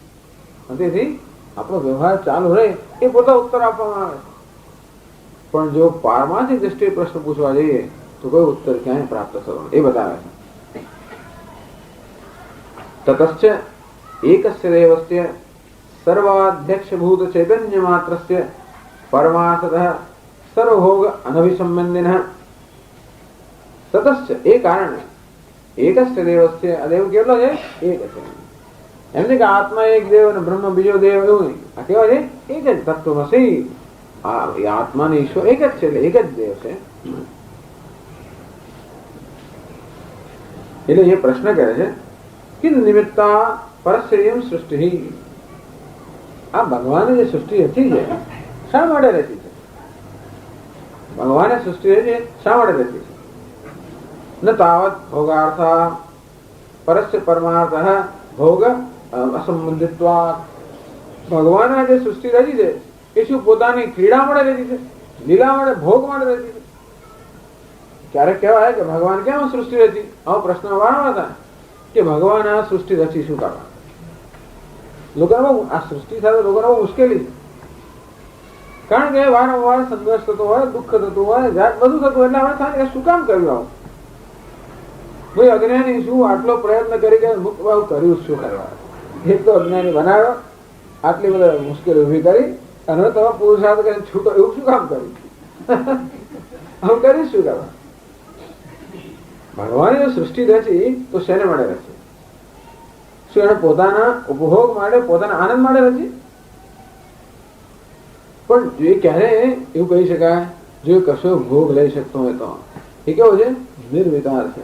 નિર્વિકારમાં કોઈ પ્રકારનું ભોક્તૃત્વ છે નહીં, એટલે આવું થઈ રહ્યું ભોગ તો લઈ શકતો નથી. એટલે કે ભોગ અનભિસંબદ્ધત્વ એ કયું શંકરાચાર્ય? સર્વભોગ અનભિસંબંધિન. ઈશ્વર એ ભોગ લેવા માટે, અનુભવ લેવા માટે પણ કોઈ પ્રકારનો વિકાર થવો જોઈએ. અત્યારે સુખનો અનુભવ થાય તો તરત હું સુખી બનું, દુઃખનો અનુભવ થાય તો દુઃખી રહું. આમ સુખી ભણો, દુઃખી ભણો, આ પ્રકારના વિકાર જ્યારે આત્મામાં હોય ત્યારે જ સુખ દુઃખનો ભોગ લઈ શકાય. પરંતુ આત્મા તો નિર્વિકાર છે. નિર્વિકાર હોય ભોગને અયોગ્ય છે. ભોગ તો સંબંધિત નથી. સંબંધિત થવાનું કંઈક સંબંધ જોડાવું જોઈએ, જોડાતો નથી. ભોગ અનભિસંબંધિન.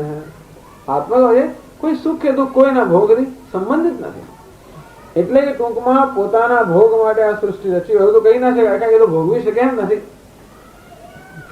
આમ તો એમ પણ કહેવાય કે એ પૂર્ણ હોવાને કારણે એને કશું ભોગવવાની જરૂર નથી.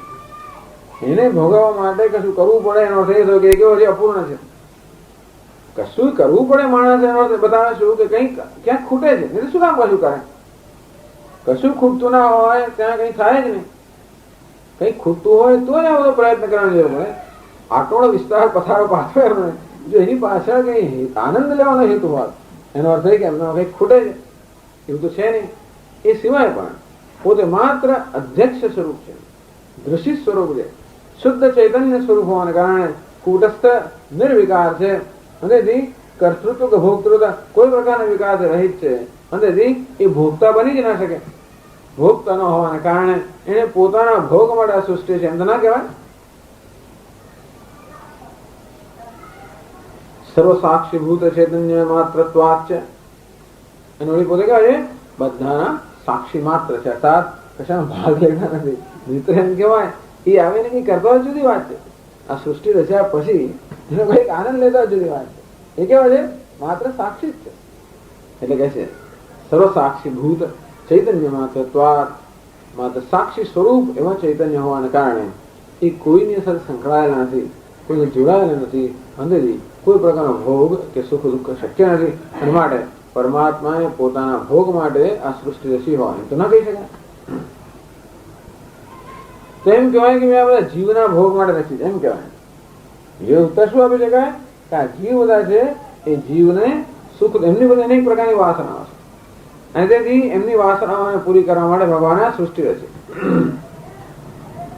તો કે જીવ નામની વળી શું વસ્તુ છે? જીવ કોણ છે? ચૈતન્ય છે કે નહીં? હા, ચૈતન્ય. ચૈતન્ય કેટલા છે? એકો દેવ હે ચૈતન્ય કે અનેક છે? તો એક જ છે. તો એક ચૈતન્ય પરમાત્મા છે. એટલે ન અન્યો ભોગતા ચેતનાંતર અભાવાત. એક અન્યસ્ય ચૈતનાંતરસ્ય અભાવે. શંકરાચાર્ય કહે એના સિવાય બીજો કોઈ ચેતનો તો છે નહીં. અને બીજા ચેતન માટે, જીવ માટે આ સૃષ્ટિ છે એમ પણ ના કહેવાય. એના સિવાય એનાથી અન્ય ચૈતન્ય કોઈ જીવ હોય તો પ્રશ્ન છે. અંતેથી એનાથી અન્ય કોઈ ચેતન માટે જીવ વાળા સૃષ્ટિ છે એમ પણ ના કહેવાય. પોતાના વડે એમ પણ ના કહેવાય કે પોતાને ભોગની આવશ્યકતા નથી અને ભોગની ક્ષમતા નથી. અને બીજાના વડે એમ પણ ના, કારણ કે એને અન્ય બીજું કોઈ છે નહીં ચૈતન્ય. ન ચ અન્ય ભોગતા ચેતનાંતર અભાવાત ઈશ્વરસ્ય એકત્વાત. ઈશ્વર એક જ હોવાના કારણે, એક જ દેહ હોવાના કારણે બીજું કોઈ ચૈતન્ય નથી. તો કે સારું થાય, આ જળ પ્રકૃતિ માટે નથી. કોઈ એમ થાય ચાલો ભાઈ આ ચેતન તો અભોગતા હોવાના કારણે નથી, તો આ પ્રકૃતિ જે છે એમાં સર્વ વિકાર છે, તો એને માટે સૃષ્ટિ રચી. તો કે છે કે અચેતનસ્ય અભોક્તૃત્વાત. અચેતન જળ છે એમાં વિકાર છે, પણ એમાં અભોગતું કઈ ચેતન નથી. ભોગતા કોણ હોય? ચેતન હોય, અચેતન ના હોય શકે. આ ટેબલ બિચારું કઈ સુખ દુઃખ અનુભવી ના શકે. આમ અસર થાય આપણે કઈ કરીએ તો અસર કઈ ભોગવણ અસર થવાની જરૂર છે. એના પગે અસર થતી નથી, મને ભોગવી ના શકે. એને અસર થાય છે એનામાં ચેતનતા નથી, પણ એ પણ ના ભોગવી શકે. ટૂંકમાં અનુભવ માટે બે વસ્તુ, ચેતનતા પણ જોઈએ અને અસર પણ થવી જોઈએ. બે થાય. કશા પર અસર થતી હોય તો સુખ દુઃખ થાય ને, એવી અસર ના થતી એનામાં કેવું છે? અસર વગર છે, અસંગ છે, કુટસ્થ છે, ચેતન ભોગતા ના હોય. એનો અસર થાય છે પ્રકૃતિ જળ છે, પણ એ પણ ભોગતા ના હોય શકે. એટલા માટે કોને માટે, કોના ભોગ માટે સૃષ્ટિ રચી એનો ઉત્તર નથી. ચાલો કોઈક રીતે એમ માનીએ કે કશું કરવા માટે કરી, તો કે ભોગ માટે નહીં રહેતી. બે વસ્તુ છે દુનિયામાં, ભોગ અને અપવર્ગ. ભોગ એટલે પ્રેય, અપવર્ગ એટલે શ્રેય. ભોગ એટલે સંસાર કે વ્યવહાર, અપવર્ગ એટલે મોક્ષ પરમાર્થ. ચલો આ ભોગ માટે સૃષ્ટિ રચાય. કોઈ એમ કે અપવર્ગ માટે, અપવર્ગ એટલે કે મોક્ષ માટે સૃષ્ટિ રચાય. કોના મોક્ષ માટે? સષ્ટુ અપવર્ગાર્થા તદ વિરોધિત્વાત. ચેતનાંતરસ્ય ભાવે ભોગતોન્યસ્ય ભાવાત. અને કોના મોક્ષ માટે રચી? પરમાત્મા તો બંધનમાં છે જ નહીં, પણ એના મોક્ષ માટે પ્રશ્ન નથી રહ્યો. અંતેથી શેને માટે આ સૃષ્ટિ રચી એનો કોઈ ઉત્તર નથી. એવમ પ્રશ્નો વા તદ અનુરૂપમ પ્રતિવચનમ વા ન યુક્તમ. આ પ્રકારનો પ્રશ્ન પણ યોગ્ય નથી, એનો ઉત્તર પણ યોગ્ય નથી. એટલે કહ્યું શંકરાચાર્ય મહારાજ, કિન નિમિત્તાયમ સૃષ્ટિ ઇત્યત્ર પ્રશ્ન પ્રતિવચન અનુપન્ને. આ પ્રશ્ન રોજનો છે, કેમ આવું થાય છે? એ પ્રશ્ન પણ યોગ્ય નથી અને ઉત્તર પણ અર્થાત એ પ્રશ્ન પૂછવા માટે પણ તમારે પ્રશ્ન પૂછવા માટે કારણ હોવું જોઈએ. કેમ થાય છે? આ કેમ થાય છે? તરત પૂછે. કોણ પૂછે છે? આ કોને થાય છે? આ કેમ થાય છે? એમ કે થાય છે કેમ? તો કોને થાય છે? ચેતન ને તો ચેતન થઈ ના શકે, જળ ને તો જળને પણ થઈ ના શકે. એટલે કેમ થાય છે એનો પણ એ પ્રશ્ન જ ના સમજી શકે. આવું થાય છે કોને, કેમ, એવો પ્રશ્ન પણ ના થાય. ક્યાં થાય છે? કોને થાય છે? મને થાય છે. એટલે હું એટલે કોણ? ચેતન, એને કઈ થઈ ના શકે. જળ, એને પણ ના થઈ શકે. એટલે થાય છે ક્યાં કરશે? એટલે એવો પ્રશ્ન થાય. અને થાય છે એવું સ્વીકારીએ તો શા માટે થાય છે એનો કોઈ ઉત્તર નથી. થાય છે કશું એવું સ્વીકારીએ તો શા માટે એનો ઉત્તર નથી. અને પેલો તો થાય છે એ સિદ્ધ થઈ શકતું નથી. એટલે કહ્યું એવમ પ્રશ્ન વા તદ અનુરૂપમ પ્રતિવચનમ વા ન યુક્તમ. આવો પ્રશ્ન એને અનુરૂપ ઉત્તર કોઈ રીતે શક્ય જ નથી. તો શું કરવાનું? બસ એ જ આજ કરવાનું. પ્રશ્ન પૂછતા બંધ થઈ જાય, એનો ઉત્તર આપતા બંધ થઈ જાય, એટલે સંન્યાસ થઈ. આપણે સંન્યાસી બની ગયા. ખરેખર આપણું જીવન સમજાય છે આ પ્રશ્નમાં ને ઉત્તરમાં. કેમ થયું એની પૂછવણ, એનો ઉત્તર આપવાની પાછી પ્રવૃત્તિ. પછી બીજું કયું થાય એની પૂછવણ, એનો ઉત્તર આપવાની બીજી પ્રવૃત્તિ. અમે એક પ્રશ્ન થયો એનો ઉત્તર આપ્યો એટલે પ્રવૃત્તિ. એ બીજો પ્રશ્ન, દરેક ઉત્તર એક પ્રશ્ન ઉત્પન્ન કરતો હોય છે. જેટલા ઉત્તર આપે ને દરેક ઉત્તર એક નવો પ્રશ્ન ઉત્પન્ન કરે. આવો નિયમ જ છે. કોઈ પણ ઉત્તર અંતિમ ઉત્તર ના હોઈ શકે. દરેક ઉત્તર એક નવો પ્રશ્ન ઉત્પન્ન કરે. એટલે વળી ઉત્તર આપો, વળી બીજો પ્રશ્ન ઉત્પન્ન કરો. એમ કરતા કરતા ઉત્તર આપ્યા જ કરો. આ અનુનામ જ આ સંસાર ક્યાંથી ચાલે? અનંત કાળથી ચાલે જો કઈ આપણે ન કરીએ તો. ટૂંકમાં આપણે એમ માનતા હોય કે આ પ્રશ્નોત્તર ની જાતે બંધ જ થવાનો.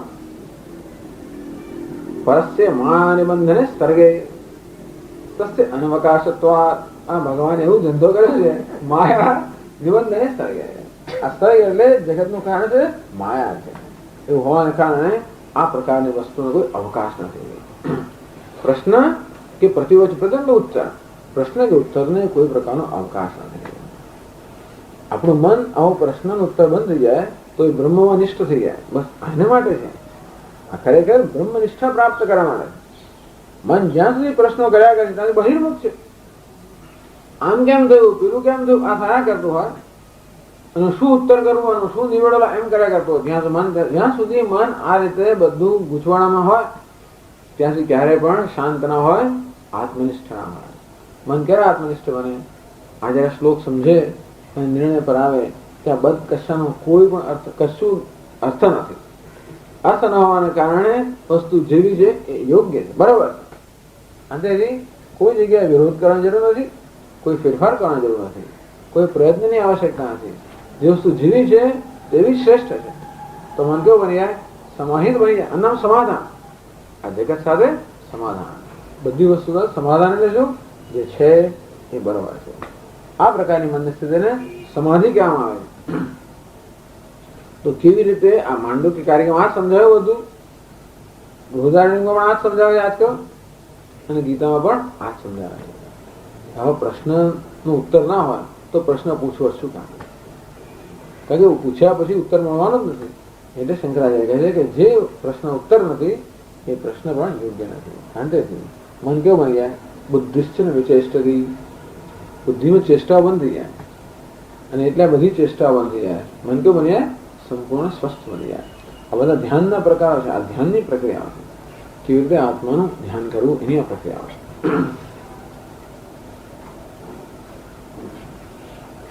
પરસ્યાત્મનઃ દુર્વિજ્ઞેયત્વે શ્રુતિમ ઉદાહરતી. એટલે બહુ બધા પ્રશ્નો પૂછ્યા, 4 પ્રશ્નો પૂછેલા બધા, પણ એ બધા પ્રશ્નો ઉત્તર આપી ગયા. પોતાના ભોગ માટે